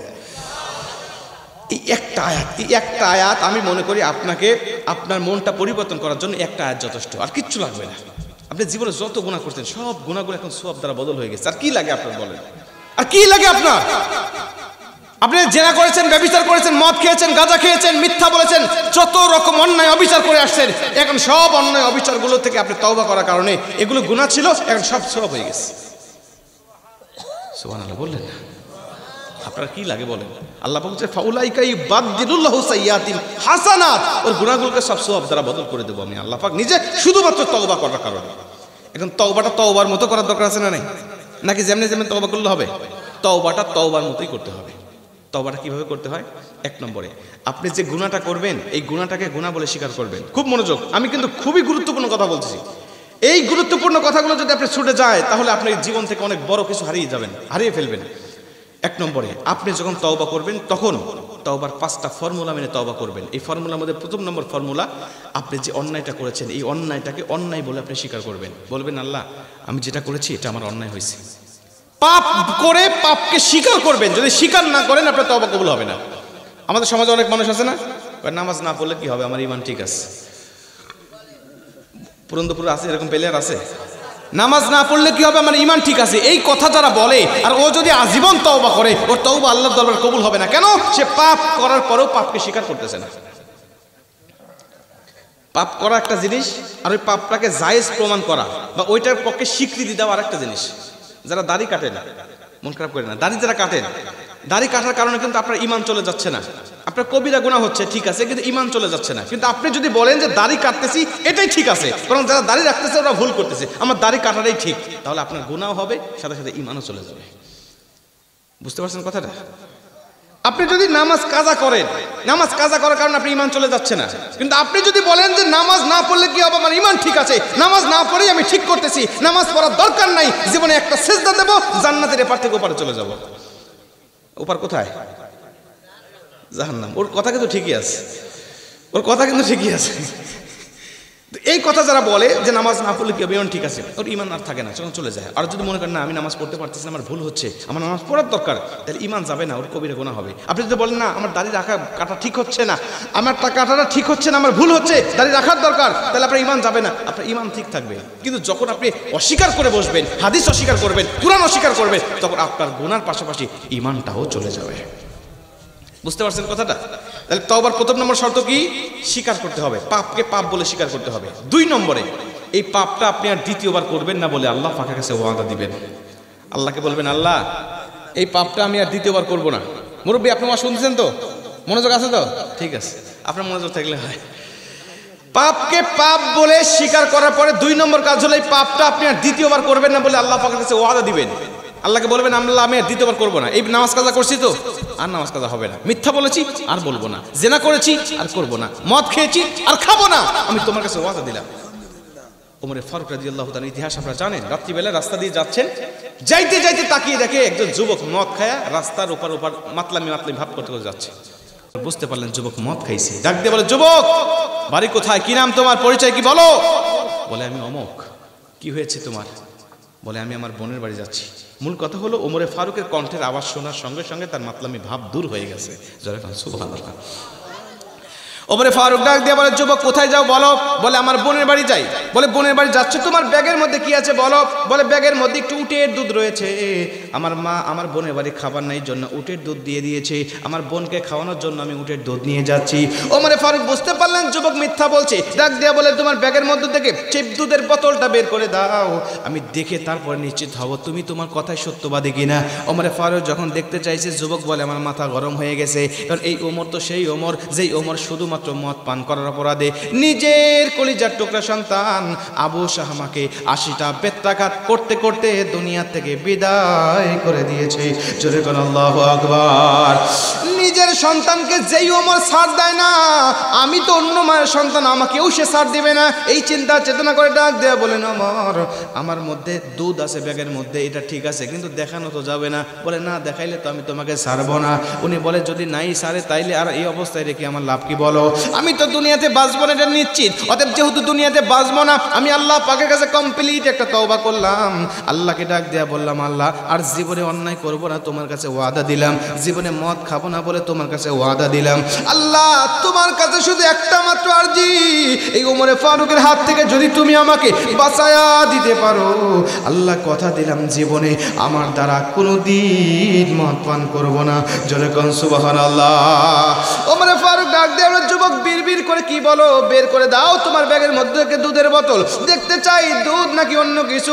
যুবক কাঁপতে কাঁপতে মদের বোতলটা যখন বের করে দিয়েছে, ওমরে ফারুক রাদিয়াল্লাহু তাআলা হাতে নিয়ে বলে, আল্লাহর কসম এটা হাতে নেওয়ার সঙ্গে সঙ্গে আমি উপলব্ধি করতে পেরেছি, মনে হচ্ছে কেবলমাত্র উটের উলান থেকে গরম দুধ দহন করা হয়েছে।